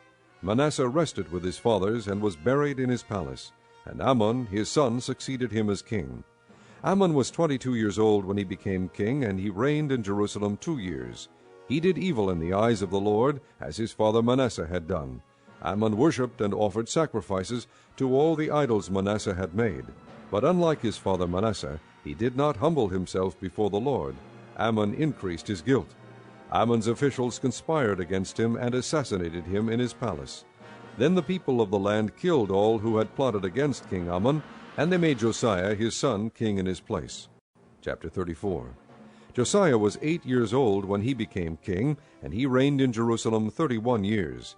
He did what was right in the eyes of the Lord, and walked in the ways of his father David, not turning aside to the right or to the left. In the 8th year of his reign, while he was still young, he began to seek the God of his father David. In his 12th year he began to purge Judah and Jerusalem of high places, Asherah poles, carved idols, and cast images. Under his direction the altars of the Baals were torn down. He cut to pieces the incense altars that were above them, and smashed the Asherah poles, the idols, and the images. These he broke to pieces and scattered over the graves of those who had sacrificed to them. He burned the bones of the priests on their altars, and so he purged Judah and Jerusalem. In the towns of Manasseh, Ephraim, and Simeon, as far as Naphtali, and in the ruins around them, he tore down the altars and the Asherah poles, and crushed the idols to powder, and cut to pieces all the incense altars throughout Israel. Then he went back to Jerusalem. In the 18th year of Josiah's reign, to purify the land and the temple, he sent Shaphan, son of Azaliah, and Maaseiah, the ruler of the city, with Joah, son of Joahaz, the recorder, to repair the temple of the Lord. They went to Hilkiah the high priest, and gave him the money that had been brought into the temple of God, which the Levites, who were the doorkeepers, had collected from the people of Manasseh, Ephraim, and the entire remnant of Israel, and from all the people of Judah and Benjamin, and the inhabitants of Jerusalem. Then they entrusted it to the men appointed to supervise the work on the Lord's temple. These men paid the workers who repaired and restored the temple. They also gave money to the carpenters and builders to purchase dressed stone and timber for joists and beams for the buildings that the kings of Judah had allowed to fall into ruin. The men did the work faithfully. Over them to direct them were Jahath and Obadiah, Levites descended from Merari, and Zechariah and Meshullam, descended from Kohath. The Levites, all who were skilled in playing musical instruments, had charge of the laborers and supervised all the workers from job to job. Some of the Levites were secretaries, scribes, and doorkeepers. While they were bringing out the money that had been taken into the temple of the Lord, Hilkiah the priest found the book of the law of the Lord that had been given through Moses. Hilkiah said to Shaphan the secretary, "I have found the book of the law in the temple of the Lord." He gave it to Shaphan. Then Shaphan took the book to the king and reported to him, "Your officials are doing everything that has been committed to them. They have paid out the money that was in the temple of the Lord, and have entrusted it to the supervisors and workers." Then Shaphan the secretary informed the king, "Hilkiah the priest has given me a book." And Shaphan read from it in the presence of the king. When the king heard the words of the law, he tore his robes. He gave these orders to Hilkiah, Ahikam son of Shaphan, Abdon son of Micah, Shaphan the secretary, and Azariah the king's attendant. "Go and inquire of the Lord for me, and for the remnant in Israel and Judah, about what is written in this book that has been found. Great is the Lord's anger that is poured out on us, because our fathers have not kept the word of the Lord. They have not acted in accordance with all that is written in this book." Hilkiah and those the king had sent with him went to speak to the prophetess Huldah, who was the wife of Shallum, son of Tokath, the son of Hazarah, keeper of the wardrobe. She lived in Jerusalem in the 2nd district. She said to them, "This is what the Lord, the God of Israel, says. Tell the man who sent you to me, this is what the Lord says. I am going to bring disaster on this place and its people, all the curses written in the presence of the king of Judah, because they have forsaken me and burned incense to other gods, and provoked me to anger by all that their hands have made. My anger will be poured out on this place and will not be quenched. Tell the king of Judah, who sent you to inquire of the Lord, this is what the Lord, the God of Israel, says concerning the words you heard. Because your heart was responsive, and you humbled yourself before God when you heard what he spoke against this place and its people, and because you humbled yourself before me, and tore your robes and wept in my presence, I have heard you, declares the Lord. Now I will gather you to your fathers, and you will be buried in peace.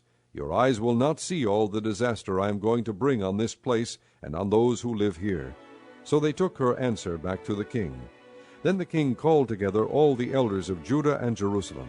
He went up to the temple of the Lord with the men of Judah, the people of Jerusalem, the priests and the Levites, all the people from the least to the greatest. He read in their hearing all the words of the book of the covenant which had been found in the temple of the Lord.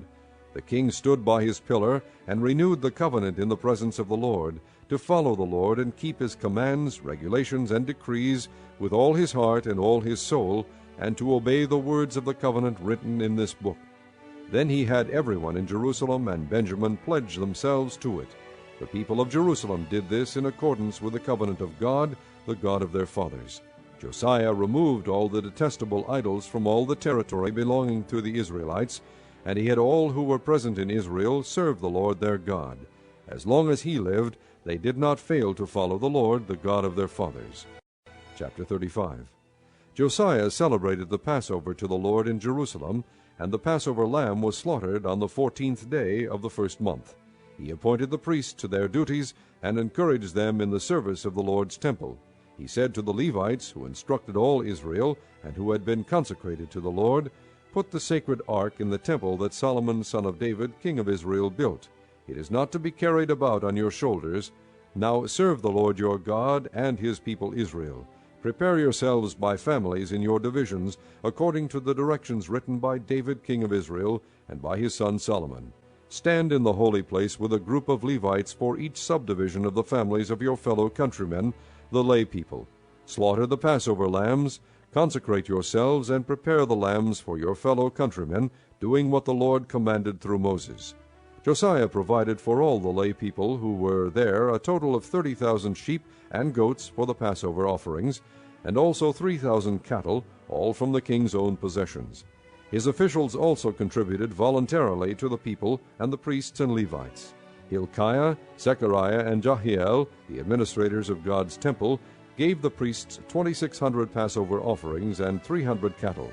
Also Conaniah, along with Shemaiah and Nethanel, his brothers, and Hashabiah, Jael, and Jozabad, the leaders of the Levites, provided 5,000 Passover offerings and 500 head of cattle for the Levites. The service was arranged, and the priests stood in their places with the Levites in their divisions, as the king had ordered. The Passover lambs were slaughtered, and the priests sprinkled the blood handed to them, while the Levites skinned the animals. They set aside the burnt offerings to give them to the subdivisions of the families of the people to offer to the Lord, as is written in the book of Moses. They did the same with the cattle. They roasted the Passover animals over the fire as prescribed, and boiled the holy offerings in pots, cauldrons, and pans, and served them quickly to all the people. After this they made preparations for themselves and for the priests, because the priests, the descendants of Aaron, were sacrificing the burnt offerings and the fat portions until nightfall. So the Levites made preparations for themselves and for the Aaronic priests. The musicians, the descendants of Asaph, were in the places prescribed by David, Asaph, Heman, and Jeduthun the king's seer. The gatekeepers at each gate did not need to leave their posts, because their fellow Levites made the preparations for them. So at that time the entire service of the Lord was carried out for the celebration of the Passover and the offering of burnt offerings on the altar of the Lord, as King Josiah had ordered. The Israelites who were present celebrated the Passover at that time, and observed the feast of unleavened bread for 7 days. The Passover had not been observed like this in Israel since the days of the prophet Samuel, and none of the kings of Israel had ever celebrated such a Passover as did Josiah with the priests, the Levites, and all Judah and Israel who were there with the people of Jerusalem. This Passover was celebrated in the 18th year of Josiah's reign. After all this, when Josiah had set the temple in order, Necho king of Egypt went up to fight at Carchemish on the Euphrates, and Josiah marched out to meet him in battle. But Necho sent messengers to him, saying, What quarrel is there between you and me, O king of Judah? It is not you I am attacking at this time, but the house with which I am at war. God has told me to hurry, so stop opposing God who is with me, or he will destroy you. Josiah, however, would not turn away from him, but disguised himself to engage him in battle. He would not listen to what Necho had said at God's command, but went to fight him on the plain of Megiddo. Archers shot King Josiah, and he told his officers, Take me away, I am badly wounded. So they took him out of his chariot, put him in the other chariot he had, and brought him to Jerusalem, where he died. He was buried in the tombs of his fathers, and all Judah and Jerusalem mourned for him. Jeremiah composed laments for Josiah, and to this day all the men and women singers commemorate Josiah in the laments. These became a tradition in Israel, and are written in the laments. The other events of Josiah's reign and his acts of devotion, according to what is written in the law of the Lord, all the events from beginning to end, are written in the book of the kings of Israel and Judah. Chapter 36. And the people of the land took Jehoahaz son of Josiah, and made him king in Jerusalem in place of his father. Jehoahaz was 23 years old when he became king, and he reigned in Jerusalem 3 months. The king of Egypt dethroned him in Jerusalem, and imposed on Judah a levy of 100 talents of silver and a talent of gold. The king of Egypt made Eliakim, a brother of Jehoahaz, king over Judah and Jerusalem, and changed Eliakim's name to Jehoiakim. But Necho took Eliakim's brother Jehoahaz, and carried him off to Egypt. Jehoiakim was 25 years old when he became king, and he reigned in Jerusalem 11 years. He did evil in the eyes of the Lord his God. Nebuchadnezzar king of Babylon attacked him, and bound him with bronze shackles to take him to Babylon. Nebuchadnezzar also took to Babylon articles from the temple of the Lord, and put them in his temple there. The other events of Jehoiakim's reign, the detestable things he did, and all that was found against him, are written in the book of the kings of Israel and Judah. And Jehoiakim his son succeeded him as king. Jehoiakim was 18 years old when he became king, and he reigned in Jerusalem 3 months and 10 days. He did evil in the eyes of the Lord. In the spring, King Nebuchadnezzar sent for him, and brought him on, together with articles of value from the temple of the Lord, and he made Jehoiakim's uncle Zedekiah king over Judah and Jerusalem. Zedekiah was 21 years old when he became king, and he reigned in Jerusalem 11 years. He did evil in the eyes of the Lord his God, and did not humble himself before Jeremiah the prophet, who spoke the word of the Lord. He also rebelled against King Nebuchadnezzar, who had made him take an oath in God's name. He became stiff-necked, and hardened his heart, and would not turn to the Lord, the God of Israel. Furthermore, all the leaders of the priests and the people became more and more unfaithful, following all the detestable practices of the nations, and defiling the temple of the Lord, which he had consecrated in Jerusalem. The Lord, the God of their fathers, sent word to them through his messengers again and again, because he had pity on his people and on his dwelling place. But they mocked God's messengers, despised his words, and scoffed at his prophets, until the wrath of the Lord was aroused against his people, and there was no remedy. He brought up against them the king of the Babylonians, who killed their young men with a sword in the sanctuary, and spared neither young man nor young woman, old man or aged. God handed all of them over to Nebuchadnezzar. He carried to Babylon all the articles from the temple of God, both large and small, and the treasures of the Lord's temple, and the treasures of the king and his officials. They set fire to God's temple, and broke down the wall of Jerusalem. They burned all the palaces, and destroyed everything of value there. He carried into exile to Babylon the remnant, who escaped from the sword, and they became servants to him and his sons, until the kingdom of Persia came to power. The land enjoyed its Sabbath rests. All the time of its desolation it rested, until the 70 years were completed in fulfillment of the word of the Lord spoken by Jeremiah. In the first year of Cyrus king of Persia, in order to fulfill the word of the Lord spoken by Jeremiah, the Lord moved the heart of Cyrus king of Persia to make a proclamation throughout his realm, and to put it in writing. This is what Cyrus king of Persia says: The Lord, the God of heaven, has given me all the kingdoms of the earth, and he has appointed me to build a temple for him at Jerusalem in Judah. Any one of his people among you, may the Lord his God be with him, and let him go up.